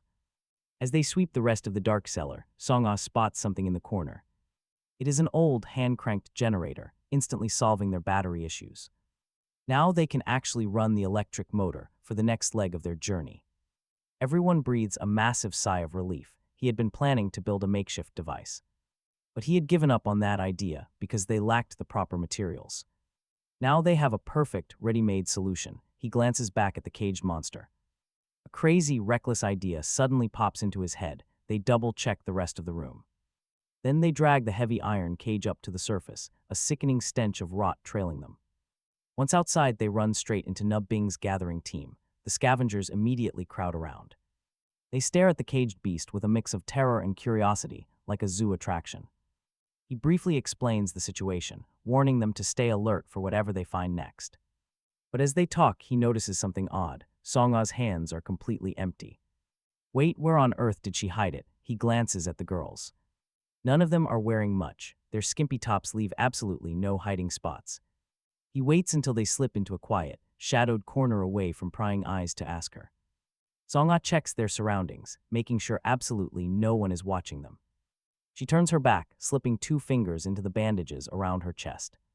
Out comes the crystal ball. She offers him a shy, slightly embarrassed smile. She mutters an apology. She ran into too many people, and since the ball was glowing, she had to hide it quickly. She drops the artifact gently into his open hand. It is still radiating her warm body heat. Honestly, he cannot help but stare. He catches himself looking at the rising and falling silhouette of her wrapped chest. A wave of pure respect washes over him. This marble-sized ball is slick as ice. Any normal person would have dropped it on their very first step. Yet Songa kept it secure, walking all this way without showing a single hint. Her cheeks flush bright red under his intense gaze, and she shifts uncomfortably. Meanwhile, Dong Yan and the other girl give her envious thumbs-up signs, while Loli mutters that she completely underestimated her. He raises the shiny ball. Under the sunlight, a beautiful galaxy of stars slowly rotates inside. It is stunning. He wonders aloud who should get to use it, when a system hint suddenly appears near his hand. This mysterious sphere grants a single point to the strength attribute. He almost laughs. Just 1 point, still, every bit counts, though he already has 12 strength. An extra point is nice, but not exactly game-changing. Still, this simplifies things. Who actually benefits the most from a raw physical boost? He asks the girls. They all look back at him with the exact same knowing grin. Songa Dongyan. Loli take turns insisting that he keep it. He is their main fighter. Boosting his power is the ultimate multiplier. He cannot really argue with that. He is genuinely moved. A rare attribute point is a massive prize. Most convoys probably get just one ball per stop, assuming they even find it. Many never do. He nods, claiming he will not play nice, but holds off on using it. Instead, he wraps the ball in cloth and walks over to the caged corpse. Immediately, the monster goes still. Like a block of wood, he orders the cage opened. They chain its hands and feet, using heavy iron salvaged from the cellar. Armed with a crowbar, he ruthlessly knocks out every single tooth and prepares a gag. This stops it from biting before he chops off both its hands at the wrists. The helpless corpse is dragged to the back of the bicycle and lashed in. Framed by wooden boards and poles, it looks like a mule trapped in a yoke. Locked in the harness, it lets out soft groans, instinctively following the person ahead. Amazingly, under its constant push, the bicycle rolls forward. The entire team stares in disbelief for a silent second before bursting into laughter. Loli is doubled over, clutching her stomach, while Songa covers her mouth. Still, her eyes never leave him, filled with absolute admiration for his absurd idea. Even in this absolute hellhole, he can still build something ridiculous to make them laugh. Ever since their unconditional trust contract, she finds him more appealing by the day. In fact, the worse their situation gets, the more his outstanding character shines. She silently realizes that being randomly assigned to his group was an absolute miracle. Starting out, she had the worst luck here, but now she feels like the luckiest. It is because he guided her. She suddenly remembers that morning. She had stood right in front of him, completely exposed, before he kindly handed her clothes. Those very same strips of cloth cover her now, making her face flush warm. Her gaze drifts down to the wrapped bundle in his hand, and a sudden idea strikes. She wonders if she can somehow bless him to boost his fortune. That way, when he activates the crystal ball, it might grant an even better effect. Meanwhile, the rest of the crew is howling over his ridiculous new invention. They joke about perpetual motion, but as the laughter quietens, reality hits. The setup is just too crude. A single corpse cannot possibly propel them alone. Once they hit 40 kilometers an hour, the poor thing would never keep up. Still, this is merely step one. He presses his palm flat against the bike. The upgrade platform glows, wrapping the generator, the harness, and a crude ingot. With a firm nod, he quickly pushes the transformation through. The system confirms the consumption of one generator and basic parts, along with the iron ingot, creating a dried corpse crawler generator.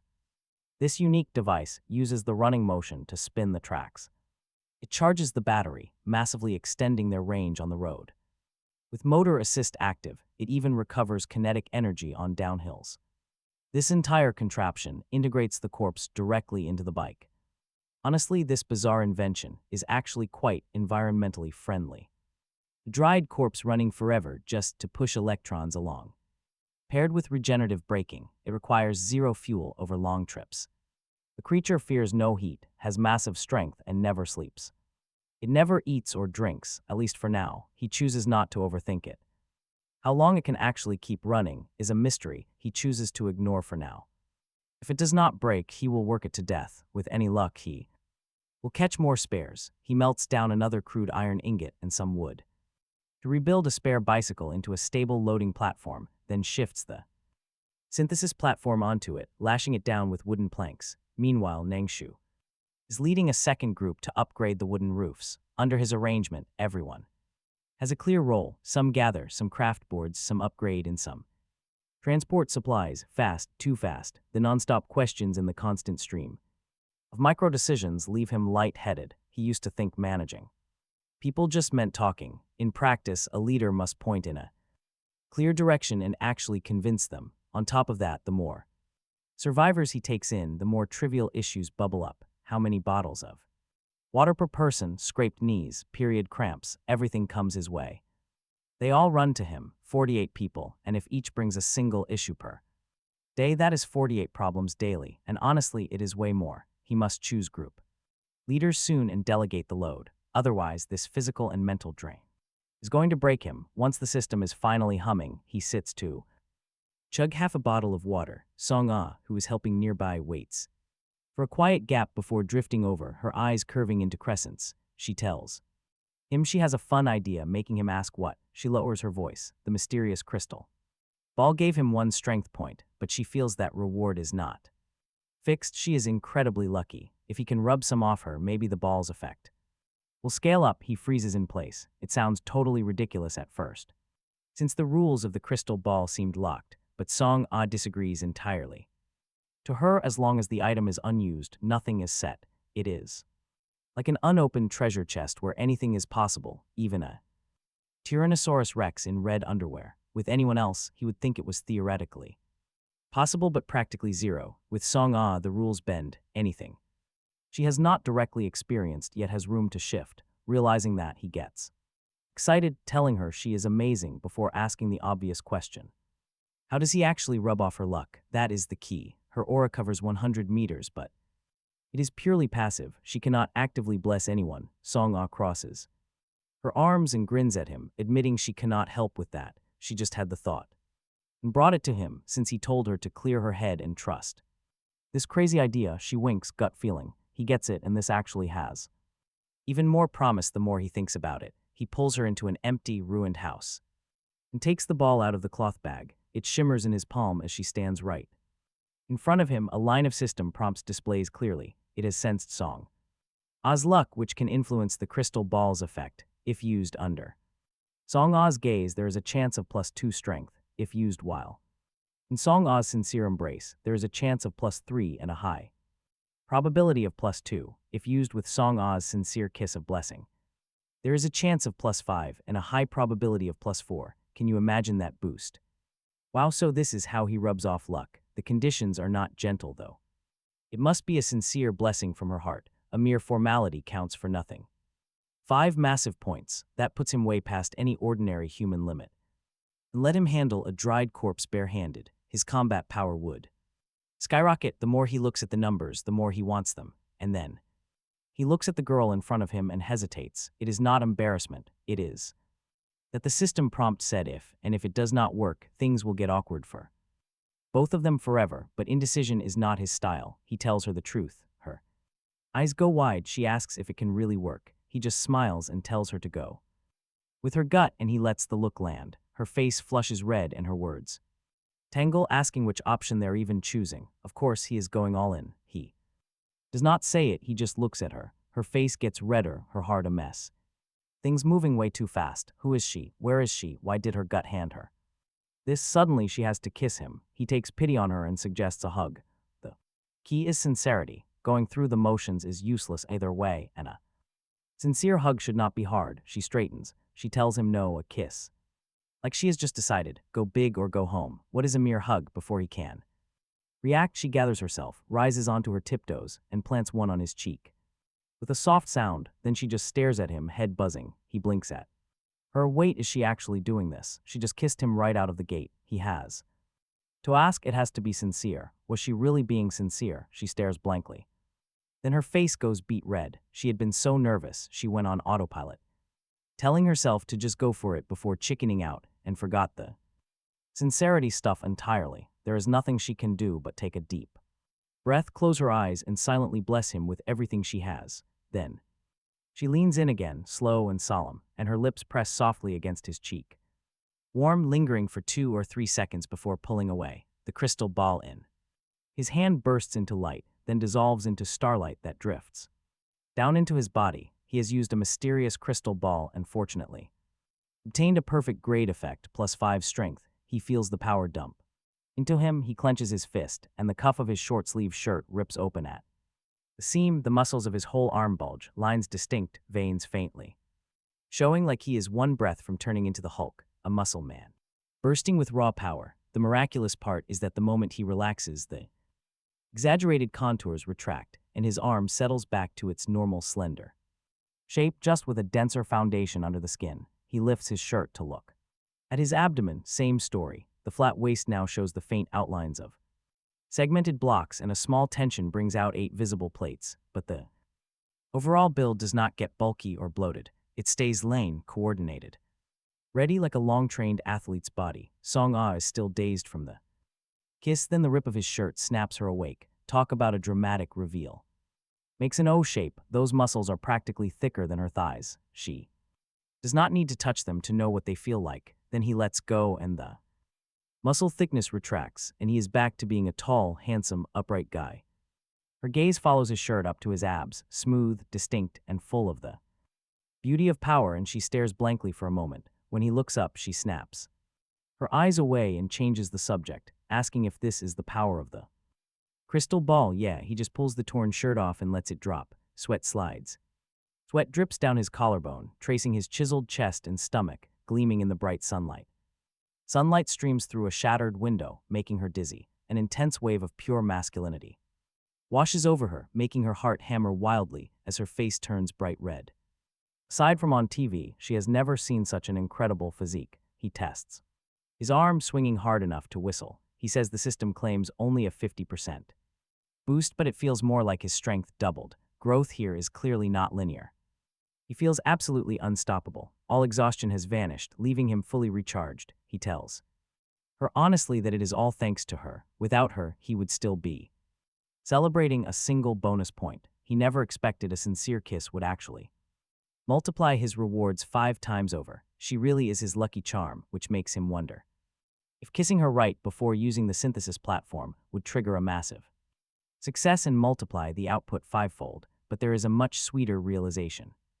He just scored a perfect result on the highest tier prompt, meaning her kiss was completely genuine. She actually has feelings for him, which is no longer a mere fantasy or cheap self-comfort. Even in a peaceful world, finding a friend who truly cares about you is a rare blessing. In this dangerous apocalypse convoy, it is pure gold. Knowing this brings him far deeper joy than gaining 5 strength points. He has absolute confidence for the journey ahead. Right now, he can face a dried corpse completely solo. He wonders what stat boost the guy from Convoy 300 received. He is S rank, and they will likely cross paths eventually. They step out of the ruined house. He tests his physical limits on the heavy synthesis platform, which used to require 6 people to carry, but he can now lift all alone. It is enough to prove his incredible power. An hour later, the modified bike is finished. With the corpse generator mounted behind, they replace the roof with sturdy wooden planks. Wooden storage boxes are lashed to the frame to carry resources and extra planks. Following Nobbing's advice, they strip off every tire to synthesize them into durable, solid rubber tires, preventing random blowouts on the highway. This upgrade cost is incredibly steep, turning 99 tires into just 33, but they are tough enough to easily survive 60+ degree roads, mounted evenly across the vehicle frame. They still absorb road shock. The leftover inner tubes are not wasted. Either one of the girls with shooting talent crafts a massive, powerful slingshot. Using branches and rubber, Jang Kion unloads 10 3-meter stone spears from the platform, handing them to the 10 strongest girls. If they face dried corpses again, they now have a dedicated vanguard. With preparations complete, he inspects the entire vehicle one last time. This heavily modified bike is their lifeline. It must be perfect. He once read about long-haul truck drivers burning incense for their rigs, and while he does not know if a machine spirit truly exists, the peace of mind is worth it. They cannot afford any mechanical failures. A breakdown on the open road would be fatal. He looks at their massive ride. It began as a simple shared bicycle, but now carries 48 girls like an armored bus. Honestly, this build is pure genius. He waves his hand, shouting for everyone to get on. The girls cheer enthusiastically as the convoy rolls out. As they cross the village limits, a new prompt flashes ahead, the distance to their next destination. An abandoned gas station is 215 kilometers. His eyes light up. A gas station means survival supplies, clothes, and maybe even fresh food. They need water and food. With any luck, they might find abandoned vehicles and spare parts to keep the bike moving. Eliminating pedaling would change the game entirely. He glances back at Songa on his right, grinning before announcing the plan. The entire bus lets out a cheer. He tells them to hold on tight. Flipping a crude switch wired to the frame, the motor finally hums to life. The heavy bike accelerates as the pedal resistance vanishes, but there are no gears. It runs strictly on or off at maximum power, with no battery gauge in sight. Even with key parts still missing, keeping their momentum is all that matters. No traffic police exist out in this wasteland, letting them drive however they want. The exact charge is a mystery, but back home, scooter gauges were always lying. He is used to trusting the only real signal, the motor losing speed. That fading power is something every electric scooter rider feels on pure instinct. The motor lifts their mood, but let me tell you, that joy is short-lived. Then the suffocating heat crushes them again, leaving everyone panting like dogs. Drenched in sweat, their only surviving thought is to find shade and collapse. He checks the panel. The air temperature has reached 55 degrees Celsius. Ground temperature is 63 degrees. These absolute limit numbers mean the sun will kill you very quickly. Whenever the bike climbs, direct sunlight hits his exposed skin with a sharp sting. Without that wooden canopy, the entire team would pass out within 10 minutes. Dong Yan stands up to touch the wood and immediately yelps in pain. She warns it feels ready to ignite. Nang Chu, sitting right behind her, just smiles. She tells her companion to relax because she has got everything under control. Nang Chu is their lifesaver, generating fresh water on the move. She fills up their spare bottles, rationing the liquid to keep them cool. Under this blazing sun, constant drinking is their only shield against heatstroke. If someone passes out and slips off the vehicle, they are in serious trouble. To prevent this, he tells the team to grab their spare inner tubes. They lash the rubber across the seats, crafting makeshift seatbelts. Now they have wooden backrests, but that extra comfort brings danger. An exhausted and overheated traveler could easily drift off to sleep right here. At 40 kilometers an hour, falling off is brutal. Nubbing sits at the front, buckling herself in while complaining about her legs getting ruined. She is convinced the sun has completely blackened her skin. Lo Lei, the relentless optimist, jokes that everyone will just think she is wearing stockings. With a bright laugh, she reassures the team that they have survived the peak. If this really represents rock bottom, then every single direction from here is up. He smiles and nods, glad the scorching temperature will not climb further. Any hotter and their makeshift vehicle would become entirely useless to them. But deep down, he knows that rock bottom can always get lower. 50 kilometers down the road, the blazing sun still has not moved. The heat remains locked at 55 degrees. Something is seriously wrong. The sun should be drifting west by now, but it refuses to budge. He flatly tells the group that he made a huge miscalculation. The afternoon in this strange world is going to be incredibly long. Whether this crazy heat lasts for hours or days, his team is ready. They have food, water, and a power-generating corpse running day and night. No one is panicking yet, but a grueling journey lies ahead. He rewrites the rules. Setting up 3 rotating shifts, the motor ensures only a third must pedal. This keeps their massive bike flying down the road, with 49 people on board. Divided into 3 shifts, they only need 48 active slots, the leftover spot goes to Nub Bing and him, the drivers. They must preserve their energy. They can split this resting slot however they like. Right now, he is relaxing. But he is not idle. He grabs his walkie-talkie, scanning the frequencies. He wants to know how other teams are doing. He starts with a hail. Convoy 341, do you hear me? An annoyed voice crackles back immediately. It is Convoy 300, asking if he is seriously still alive. No way. He shoots back, asking how the man has time to chat on the radio. The guy replies that he is riding a tricycle completely alone and doing just fine. Then he asks how many survivors remain. Suddenly, a brand new male voice interrupts. He asks to butt in, warning our main character not to answer Seowum. That beast is likely setting up an ambush. Someone was eavesdropping this whole time. He decided to warn him. Hearing this, CEO Wound sneers in disgust.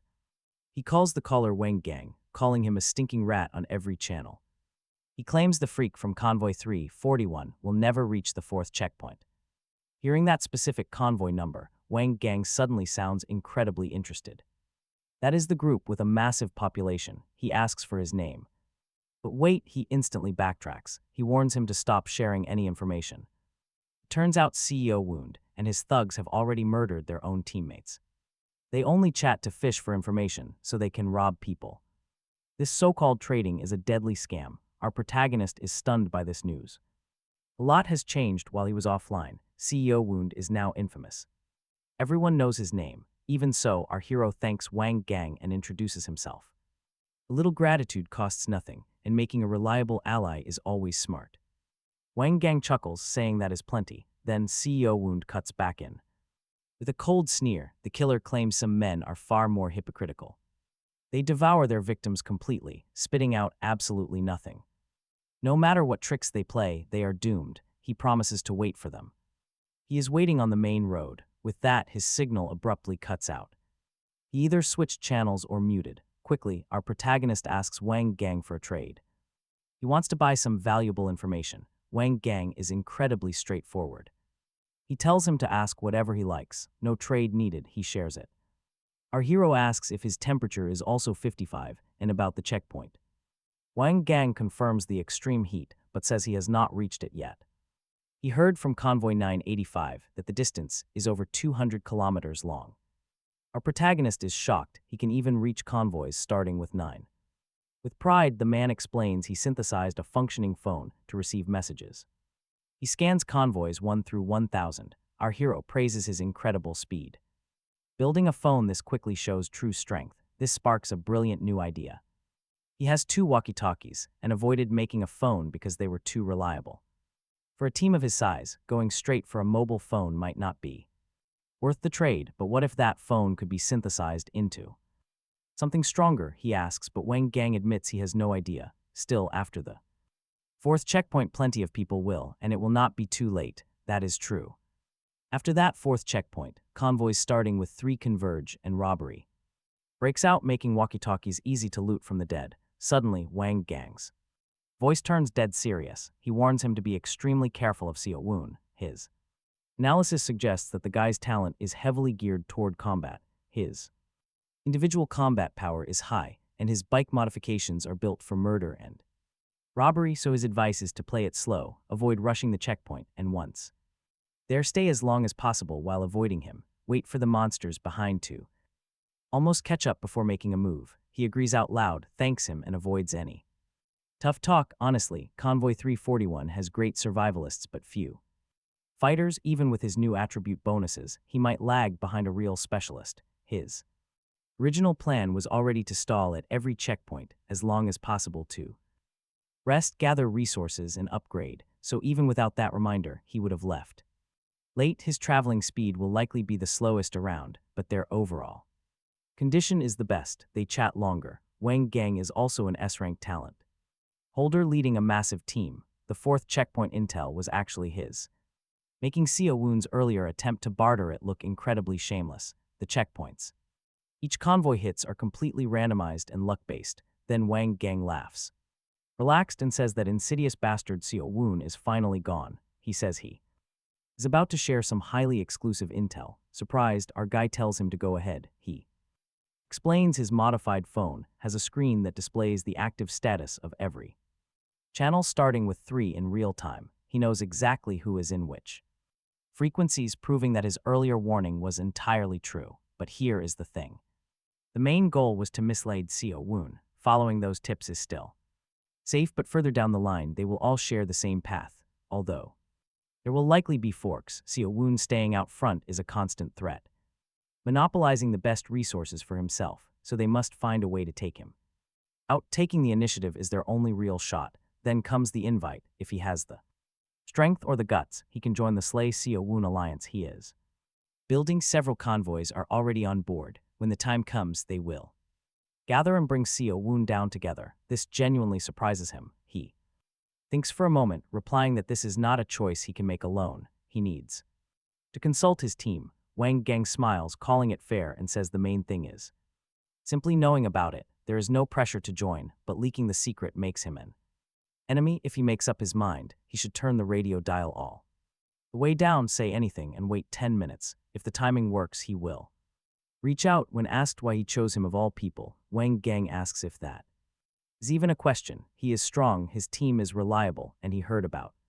Seo Woon grumbling about him through gritted teeth before. Anyone who can piss the guy off has real ability. Before he can even respond, Wang Gang jokes and laughs about only kidding. Then his next laugh turns bitter. He reveals only 71 convoys still show online on his screen. The other 29 never came online at all, meaning suspects they are dead. Out of those 71, barely 20 check in occasionally and look in decent shape, and that number keeps dropping. Of those 20, more than half are lone wolves. Cut out the ones who sound foolish or unreliable, and there is Not much choice, he has no answer. There are simply very few decent convoys left to pick from. After Wang Gang explains the state of the 100 convoys he sits with, the walkie-talkie resting quiet in his lap, he never expected things to be this bad.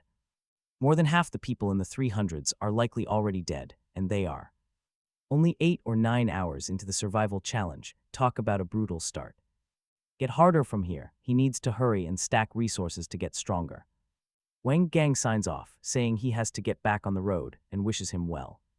For what lies ahead, he wishes him the same, kills the channel, and asks the team what they think. The girls nearby had been listening the entire time, lowly sitting in the third row, jumps in first and says they should cooperate, since Xiao Woon is way too arrogant. Dongyan nods, agreeing cooperation is fine if Wang Gang turns out to be reliable. Nubing points out these calls are for Song Ah to make. Everyone looks at Song Ah on the left of the second row. She is caught for a moment, admitting her luck is great, but inspiration does not just arrive on command, leaving her with nothing on this one yet. Then Ning Chu speaks up, saying they cannot simply take Wang Gang's word when he is the only source they have. And who knows if he will hunt them down at the meeting point. She points out a clever detail. When he asked Wang Gang about reaching the fourth checkpoint, the man answered with the pronoun I. Someone with a team would usually answer with the word we, so Wang Gang might be a lone wolf himself, making this alliance pitch might be total bait. Would you trust this guy? Suddenly the room goes dead silent. Every single eye lands on him. Without even realizing it, he has become the backbone of the team. When the calls get tough, they want him to decide. He takes a quiet moment, then explains the plan is to stall, neither accepting nor refusing. Once they reach that fourth checkpoint, they can decide based on what is actually in front of them. He reminds them they have their own optimal plan to comb every checkpoint slowly to squeeze out every resource, and they cannot let Wang Gang or anyone else throw them off. The Xiao Woon threat is real, so they are not rushing to refuse. They will just build up strength and decide later. Everyone nods. The plan is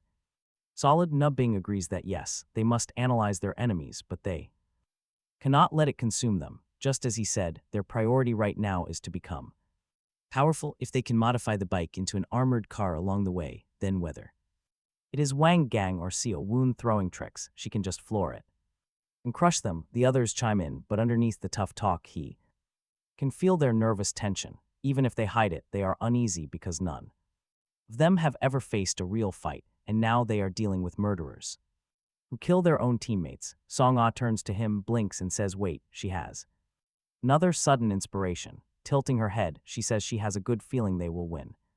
But everyone must work together. Every single one of them has to be armed, and if luck is on their side at the next stop, they can find things to boost their strength. The team spirits lift and excitement builds. Nubing goes straight into wish granting mode, shouting out for a massive bus or a bulldozer. He looks at Song Ah. He is a bit confused. He and Nubing mapped out her luck, and it is not precise enough to deliver prophecies, but then she shoots him a quick, mischievous look and he gets it. She's just playing mystic to lift morale. He decides to talk to her later. If she uses this trick too much, it will damage trust in her real talent. Meanwhile, the convoy rolls on, and people start catching some sleep. They have been driving for nearly 10 hours straight. The new vehicle seats have wide backrests and seatbelts. Once their rotation shift ends, the crew members just drop. Insomnia does not exist out here in the wastes. Even Nubing up front is losing her battle to keep her eyes open. He tells her to rest, saying he will drive the rest of the way. She quickly shakes her head and insists she is also a driver. She says this is not fair. He quietly explains that his energy fully restored when he used the crystal ball. He already told the 5 core members about this privately, because the physical changes were impossible to hide anyway. Hearing this, Nubing stops arguing. She buckles her seatbelt and asks in a tired voice if she can take advantage of him and rest her head on his thigh. The latest vehicle upgrade made the seats much roomier with no barriers between them, like double bus seats, so she can lean over fully. He says if she does not mind the heat, go ahead. Before he even finishes, she has already turned, settled her head on his thigh, and closed her eyes. Her breathing levels out quickly, hands tucked under her cheek. She did not go to the back bed because she is afraid of sudden emergencies, sand piles in the road, or dried corpses appearing by the roadside. Kind of moments where he would need her on the steering wheel. Frankly, the biggest danger is him collapsing from heat stroke. 7 or 8 people in the convoy have already collapsed despite drinking water constantly. If he goes down at the wheel, the vehicle will flip. Having 2 drivers up front is absolutely non-negotiable. He looks down. She is sleeping with her mouth slightly open, hair stuck to her sweat-damp forehead, warm breath seeping through the thin fabric of his pants. She cut both legs off her tight yoga pants a while ago, neatly trimming them at the thighs with a dagger because tight fabric on skin is unbearable in this brutal heat. With the shorts already tight, her sleeping position pulls them even higher, leaving half of her curves completely exposed. She really does live up to her title of a yoga teacher, showing off amazing flexibility and natural beauty, but he keeps his grip steady on the steering wheel, cruising at 30 to 40 kilometers an hour. His strength bonus quietly covers for his complete lack of driving talent. The ride is incredibly smooth with almost no jolts, matching the skill of Nub Bing herself. The surrounding scenery starts out grand, with golden dunes shimmering under the blistering sun, and the distant horizon distorted by waves of heat, but eventually it just gets boring. Nothing but yellow sand as far as the eye can see, with occasional dust columns. Soon he finds himself incredibly bored and a bit uncomfortable. The spot where Na Bing's head is pressed against his thigh is transferring all her body heat right through his pants, and because she is sweating, the fabric is completely soaked. He quietly pulls his shorts up to let some air through. The hot wind brings a slight chill across his bare skin, but Na Bing shifts unconsciously. Her cheek rubs against his leg, and that damp heat presses against him again. Whether that wetness is sweat or saliva drooled in her sleep, he honestly cannot tell. Either way, it is sticky and sharp in this environment. Just as his mind drifts, a sudden point of light flashes in the desert off to his front left. He sits up, staring hard at the spot. Absolutely nothing is there except dunes. Strange, was it just a heat illusion? He turns his head and asks loudly if anyone else saw a reflection to the front left. Just a single flash. One of the girls peddling answers right away, her voice crisp, confirming she saw it too, right over there. One flash, then completely gone. No more hesitation. Stop the vehicle, he orders. A reflection out here makes no sense. In this desert, it is not sand. Something is there, and he wants to find out. Wants a look. The vehicle grinds to a halt. One by one, the others wake up. Na Bing wipes her mouth dizzily, her face still creased from sleep, and scrambles up to ask what is wrong. He tells her there might be something out there, already stepping off the bike to walk along the edge of the road, estimating the distance. Estimating distance by feel out here is useless. The desert is a massive, deceptive trap. Math comes first. Before taking a single step, he calculates his odds. At this brutal temperature, he figures he can walk at most half a kilometer before turning back, meaning that flashing dune cannot be more than 500 meters away. He finds a nearby dune with a similar shape to the distant one, eyeballing its height at 5 meters, then compares it to the far dune. Visual size is inversely proportional to distance. The far dune looks about 1/3 that apparent height, which puts it somewhere between 200 and 300 meters, stretching to 400 at most. It is workable. He will take a small team. Right away, Song Ah volunteers immediately, while Dong Yen puts on her homemade sun hat and follows. He nods, grabbing a makeshift backpack made of old clothes from the bike, throwing in some water bottles, picking up a stone spear, and hanging a crowbar at his waist. Before stepping off, he points out the target dune and hands Na Bing a walkie-talkie so she can watch from the road, keeping the other unit with him. With Na Bing standing on the roof, they will stay in her field of vision, even when dunes block his view. 3 is enough. More girls try to volunteer, but he refuses. They are only scouting. With luck, healing, and his raw strength, anything else is a burden. As they trek, he asks Song Ah if she senses anything, but she says no, despite really wanting to check it out. Dong Yen smiles, guessing there is treasure waiting for them. He tells them not to get ahead of themselves, warning they still have to stay cautious. What if it is a monster? Anything is possible. A real flash would have lingered. Why would it just vanish like that? It makes no sense. 100 meters in, and all 3 of them are completely drenched. It feels like walking inside a massive oven, heat rising from the dry ground. Almost like invisible flames, the air heavily distorted and shimmering. Dong Yan cannot take the intensity and starts pouring water over her head. Song Ah and he do the same to keep moving. Exploring this desert on foot is brutal, but he makes them keep their distance, walking in a line 2 meters apart in case of quicksand. Na Bing's voice crackles over the radio. Keep going, they're close. He acknowledges her and begins carefully studying the ground, the dune ahead. Should be it, but there is absolutely nothing here except dry sand. Then, he notices the sand under his feet is slightly off color compared to everything else. It is also much coarser, and the quartz grains inside are obvious. Wait, could that flash have been a large piece of quartz? If it was pure enough, it would be like natural glass easily reflecting the harsh sun. He crouches down to inspect the grains. A notification pops up, an anomaly. The sand here is drastically different, indicating a unique stone layer. Underneath, right below, lies an abandoned mine shaft, its entrance 10 meters to his left. Currently half buried under the shifting dunes. Inside, there are dried skeletal remains. An active scorpion nesting, giant sandworms prowl. Beneath the nearby dunes, the danger level is pretty low unless they provoke them. Fortunately, the mine contains valuable iron, copper, and a small amount of rare minerals. His eyes light up. They desperately need resources, with iron. Their entire bike can be reinforced and they can craft more weapons. He waves Song and Dongyan over and quickly approaches the target spot, probing the sand with his spear. The loose grains fall away to reveal a wooden reinforced entrance. Right then, a massive fist-sized scorpion suddenly scuttles out from the edge of the opening and retreats deep into the dark shaft. He notices its carapace is heavily coated in a shiny crystal-like crust. That explains the flash. Once he confirms there is no danger, he leans forward and shines a flashlight inside. But as he crawls through, a horrifying skeletal face falls forward, almost brushing his face. Talk about a jump scare. He screams and instinctively punches it. Outside, Song and Dongyan hear the panic shout, immediately grabbing his ankles and dragging him out. He takes a breath, forcing himself to sound calm as he explains it was just a dead body near the entrance, a total false alarm. Still, he is deeply annoyed with himself for getting so spooked, stealing his nerves. He crawls back inside. Sure enough, a skeleton sits propped against the rock wall. Near the opening, he must have bumped it on his way in, which caused the skull to drop right onto him. He reminds himself to stay sharp. That jump scare almost stopped his heart. He sweeps the beam around the space. Though the entrance is buried, the inside is quite spacious, about 2 meters wide and 2 meters high. He spots the skull he punched lying a few feet away. Crawling over, he picks it up. It feels surprisingly heavy, covered in strange black spots. Was this person poisoned? He drops it. The teeth are pitch black and a short metal arrow is still lodged between the ribs. It is beautifully crafted. Gleaming under the flashlight, the body is nothing but bone. Yet the metallic arrow shows zero rust. He pulls it free, feeling its heavy weight.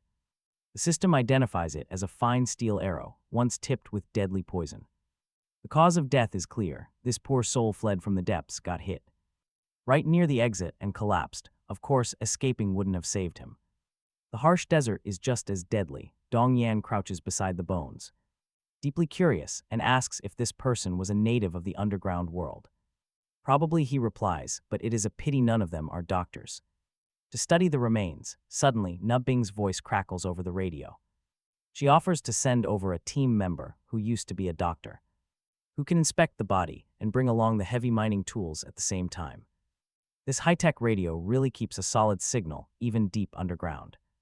He tells her to have them follow their tracks and move quickly. She promises to make it quick, even throwing in a cold bottle of cola. She warns him not to overwork himself before asking how long they will stay. Supplies need careful planning. If it is a long haul, she can build sheds for them to sleep under. Bai quickly scans the path of the ore vein. They have 2 hours to dig at most. After that, they leave regardless. Nangchu gets to work prepping the run, while Song cheers with excitement. She drags a rusty pickaxe and a tattered cloth bag from the sand pile. Opening the bag, a blue gem the size of a coin rolls onto the sand. The gem has sharp angles, glowing softly in the dark tunnel. It looks like pure deep-sea water, radiating a deep chill in their hands. The cold cuts right through the desert heat, a precious sapphire. This magical stone can add water magic effects to weapon items. It grants extra abilities to anyone gifted with water talent. It is an incredible find. Bai smiles as he looks at the gem. This was the precious mineral the system warned him about earlier. Some long-dead miner already did the hard work for him, so Ma smiles and points out that Nang Chu can produce more water now. Even an extra half bottle of water per day can save lives out here. Bai tells Soma to keep searching while he inspects the main ore vein. His flashlight beam sweeps across the walls, catching faint metallic glints. The veins look like pyrite and copper. He steps up to confirm. It is definitely pyrite mixed with copper. Before digging, he keeps exploring. The tunnel slopes down into pitch blackness where multiple forks branch off. Fist-sized scorpions scurry away from the light. Suddenly, a system warning pops up. The deep mine holds massive resources, but the path ahead is highly dangerous. There are deadly monsters ahead. Moving forward is suicide. Message received. Bai backs away safely, then raises his pickaxe and aims. He targets a shimmering patch of ore on the hard rock wall. He tests the structure first to make sure the ceiling will not cave in. Satisfied, he grips the handle with both hands and takes a deep breath. His massive arm and back muscles bulge, expanding to an insane degree. His muscle fibers look like solid iron. He swings with terrifying force. The iron tip bores into the stone like a drill, shattering the wall. Massive chunks of copper and iron ore fall at his feet. System prompts reveal that 3 iron ores can synthesize 1 crude ingot. 3 copper ores yield 1 copper ingot. Bai realizes something important. The ingots he saw earlier were likely smelted using a synthesis platform. Meanwhile, Song-ah and Dong-yeon watch him from the tunnel entrance. Their jaws drop. They have never seen his real strength before. Dong-yeon gasps, saying he could lift her with 1 finger. She eyes his abs as if she wants to reach out and touch them. But with sharp stone chips flying everywhere, they have to step back. Watching the ore pile up, Bai is absolutely thrilled. His massive strength is actually more useful for mining than it is for fighting. This ore means armor, weapons, and the ultimate key to their survival. He feels exhausted, the brutal grind an ordinary person grits through, yet he runs. Like simple morning calisthenics, the only issue is the dust so thick that he has to stop and let it settle. The pit is cooler than the surface, and a breeze rises from the depths now and then. He suspects most creatures in this world live underground because the climate down here is much more livable than above, with Song-ah, Dong-yeon, and him already clearing the path. Nang Chu's support team moves fast. 15 minutes later, she is at the mine with over 30 people, all carrying iron pickaxes and backpacks full of water. Ready to work without a break. The closer they get, though, the more confused they look. The sound coming from the cave is too loud, too rhythmic. It does not sound like a person. When they round the last dune and witness the scene, the whole group freezes. The entrance is exposed in the middle of the dune, just widened, and a massive pile of ore is stacked outside, silver and gold, glinting under the sun. From inside the mine come heavy, rhythmic impacts that sound like a machine. Each thud shakes the walls and trickles dust off the entrance. The rhythm is too steady to be human, like a tireless excavator pounding underground. One girl murmurs, "Is that really brother by mining?"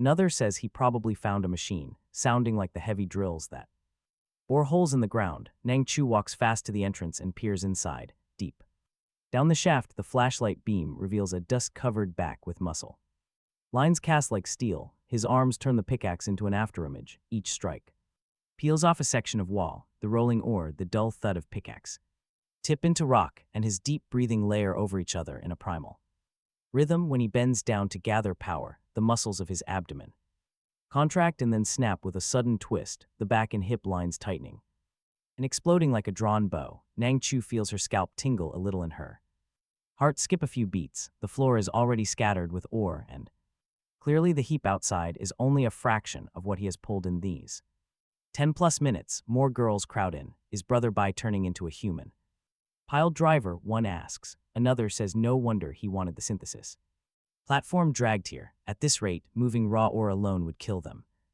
Third notes his waist looks too powerful. Nang Chu coughs slightly and tells them loudly to stop daydreaming. Group 1 moves over to the synthesis platform.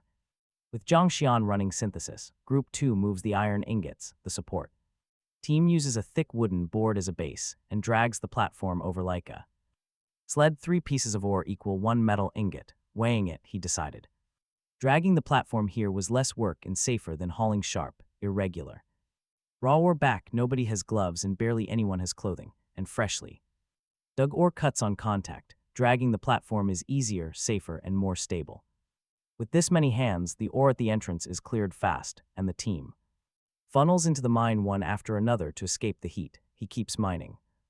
Rotation moves ore to the platform for synthesis, and once ingots stack up, they get sledded back to the road. Working in the mine is better than the ruins. He does not rest. He knocks back a cola and goes right back at it. Dig, dig. Dig with everything. A few scorpions get disturbed and crawl up from the depths. But he follows the hints, ignoring them completely, and they do not dare approach. His pace is so fast that the girls can barely keep up with moving the ore, the boulder. One stare openly, and when he takes a break, they race each other to bring him water and cola. When he tilts his head back to drink, water slides down his jaw and along his chest and abs. The gasps from the small crowd are not exactly subtle. But resources are not infinite. He has underestimated his own digging speed. After nearly an hour, the ore gets sparse and intermittent. With his geology background, he knows what that means. This branch vein has ended. Keep digging and there will be more rock than metal, and it is not worth it. There is a larger main vein deep underground, but what he has been digging is just a small branch reaching to the surface, and that deep stuff is beyond his current strength. He stops the pickaxe, still wanting more. The haul is fat, including 20 crude iron ingots, 4 crude copper ingots, 1 crude silver ingot, 1 fine steel arrow, and 1 precious sapphire. Iron ore is the bulk, but with good luck, copper and iron often run with a little silver. Altogether, this is on par with the harvest of a single station, and one of the resource-rich ones at that. With 3 stations done, their running total already matches what other convoys would have after 4 or more. Talk about a massive lead over everyone else. He is in a great mood. He waves for everyone to pack up. If not for his strength and the team's head count, none of this trip would have been possible. Most convoys would be helpless in front of a mine like this, just staring at resources. They cannot move. Dragging the synthesis platform alone takes a group. Even a strong individual would waste at least half an hour each round trip. Hidden resource points that need cooperation in numbers can only be cleared by a team like theirs. As they pack, Song-ah walks up with a smile and says she has found another good treasure. He smiles back. Bringing Song-ah really does mean a trail of surprises all the way. She asks him to guess what it is, biting her lip. With pride, he looks around but sees nothing. Her hands are empty. The familiar setup makes his heart stir. Holy crap. He cannot help glancing excitedly at the snowy white of her chest. Her face turns red, and she punches his shoulder lightly, annoyed, telling him he guessed wrong. She stops teasing, clicks her tongue against the roof of her mouth in a quick did-a sound, and a rustling answers from the dark depths of the mine, followed by a series of slight did-a returns. A fist-sized scorpion slowly crawls out of the shadows. He sees it clearly for the first time. Its milky white carapace is wrapped in a translucent crystal-like layer that shines under the flashlight, and at the end of its tail is a sharp, beautiful crystal stinger. It looks like a piece of art carrying a heart-fluttering kind of dangerous beauty. Song-ah reaches out without fear, and the crystal scorpion crawls onto her palm, stinger curling submissively behind its back. She asks him how it is, lifting her chin with pride, asking if it is great. He had expected another crystal ball. A living native creature is the first organism they have found in this world, which is more amazing. He looks at her, envious of her heaven-defying luck. She shakes her head, saying the credit actually goes to Dong-yeon. Dong-yeon found this crystal scorpion first, but it was being attacked by several larger scorpions, and the creature was heavily wounded, but they arrived just in time for Dong-yeon to heal it. Song-ah gently flips the giant scorpion over, revealing its abdominal crystal shell. The shell is cracked in several places, one patch completely shattered from a brutal beating. Since they saved its life, it seems willing to follow. She looks up. She asks if she can keep it as a pet. He nods, though he has some doubts. This venomous beast is far from small, meaning the threat it poses is very real. There could be hidden dangers, but she points out that even a trained dog bites. Unlike wild beasts, she has spent enough time with it to recognize its behavior. It actually understands her commands shockingly fast, showing intelligence close to a puppy. With proper training, she believes it will become a powerful asset. She looks at him. She wants to try her best, so she can finally support him in future battles. Besides, while the venom is not instantly fatal, it causes total paralysis. It weakens targets and swells the sting site rapidly, making it excellent for coating weapons. This precious resource could easily turn the tide when they clash with other rival convoys. He agrees that it is valuable, his expression turning serious as he asks a question. Asked how she knows the effect so well, her face stiffens, confessing she rushed She reveals that she actually got stung. Her apologetic eyes look up, showing no fear. This is because their rules strictly forbid provoking dangerous underground creatures. Breaking the rules anyway makes him feel angry, but mostly afraid for her. And honestly, you can't blame his frustration. He warns her not to keep pushing her luck. Relying purely on her luck talent will eventually lead to disaster, but she remains stubborn. What if she just had a gut feeling, she asks, her voice soft but her eyes firm. After all, did he not tell her to follow her instincts and trust in her luck? She saw the pitiful creature and acted without thinking. The look on her face says it all. Admitting her mistake, she apologizes, yet would probably do the same thing again. Her defiance gives him a major headache. What if the venom had been highly potent? What if Dong-yeon could not save her in time? She replies that nothing could be done. She looks at him directly, asking if he thinks she is the only one taking major risks. Is she supposed to be safe from death just because she acts on system hints? Appreciating his concern, she still argues that everyone must share the risks. Nobody is irreplaceable on this team. If she dies, it is bad luck. But if they succeed, they gain a powerful trump card, her cheeks flush with rising excitement. She explains that she cannot stand watching him carry the entire burden of combat alone. He does enough already, but their enemies are far too strong. Remembering Wang Gang's warning, she knows rich lone wolves are highly dangerous. Watching him mine earlier made her realize she must step up and share his heavy burden. Easing his pressure is her goal, or at the very least, not holding him back. The moment she says it, she worries her intense eagerness might be misunderstood. Backtracking quickly, she clarifies that everyone should carry their own share. No one should fight completely alone. She begs him not to shoulder everything by himself. He looks at her and cannot help but smile, completely agreeing with her heartfelt words. Expecting zero risk in this brutal world is entirely unrealistic, with her luck on his side. And her willingness to stand by him, why should he refuse? He reaches out his hand. He tells Song-ah they will fight side by side. Suddenly, the walkie-talkie crackles. A voice demands to know what they are whispering about, urging them to hurry back. Laughter cracks over the radio. Song-ah's vision goes dark. No way. It was fine if he heard her, but did her words just broadcast live? She wants to dig a sand pit and bury herself. He is stunned, too. He plays it cool. The walkie-talkie cannot be shut off due to safety. Comms must stay open. They walk out of the mine, heading back. On the way, Song-ah sets the crystal scorpion down, and it follows. It moves fast, agile and stable, truly a native creature of the sands. Ground temperatures over 60 degrees do not bother it. It only obeys Song-ah. If anyone else commands it, the beast ignores them completely. Her luck is unreal. He wonders how Song-ah pulled off this miraculous probability. Somehow she bonded with the crystal scorpion right as it was dying. Either way, with proper training, this little beast will be a massive asset. Feeding it is simple. It eats sand, specifically the quartz crystals inside. Translucent crystals with high purity are the best for its growth. That makes sense, as its beautiful crystal carapace has to form somehow. Back at the vehicle, he rubs his hands, staring at the metal. It is time for his favorite part, upgrading his gear. He chuckles. Where should he focus his upgrades on the vehicle this time? Should he strengthen the frame or beef up the rear end? He cannot wait. Touching the bicycle, he smiles. The ride has already reshaped a dozen times. Yet the system hint whispers that there is still massive room to grow. The upgrade path branches out in front of him like a massive tree. Every single limb offers a different way to push the vehicle further. Best of all, order does not matter since every branch is reachable. There are frame upgrades for handling and shell upgrades for solid protection. Suspension adds comfort, copper boosts power, and sapphire brings mysterious miracles. He cracks open a sweet bottle of cola and slides right into the driver's seat. Letting the sugar work on his brain, two main options pull at him. One is using the sapphire directly on the vehicle itself, with high risk. The system warning calls it a massive gamble, equivalent to a 50-person frame. It is a permanent comfort boost that might end up completely unnoticeable. The other option is purely offensive, mounting deadly crossbows on the roof. He could reinforce the hubs and add brutal tire-shredding spikes.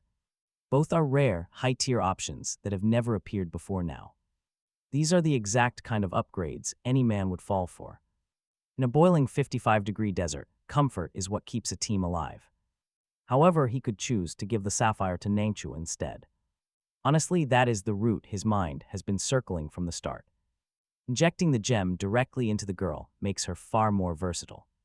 He decides to shelve the sapphire for last and burns through the other upgrades first. The entire bicycle suddenly flares with a soft, bright white light. The brilliant glow streams directly toward the crude metal ingots stacked nearby. Consuming 8 iron ingots, the frame and hubs thicken, boosting structural strength. The suspension system consumes 5 more ingots, giving him actual springs. This completely kills the worst jolts. A narrow aisle opens down the middle. He upgraded the vehicle, merging the seat pairs in each row into wider benches. Then he swapped the motor's copper coils for silver wire, drawing less power for greater output. Next, a heavy iron crossbow was mounted on the second row. Powered by tough inner-tube rubber bands, the bolts, handcrafted from old stone spears. The generator also received a copper boost for faster charging. The only thing he couldn't alter was the dried corpse on the treadle, which stubbornly remained unchanged. By the end of this round, he had spent 20 crude iron ingots and 1 silver ingot, leaving just 2 copper. Metal hoarded was wasted. His main rule was to spend everything immediately. He pulled the sapphire from his pocket and held it tight. A faint, refreshing chill immediately spread through his palm. A pure luxury in this sweltering desert hell. Magic was real. Now came the big decision. He looked over at Nang Chu, who was sitting near the vehicle, as his system hint flashed right on cue.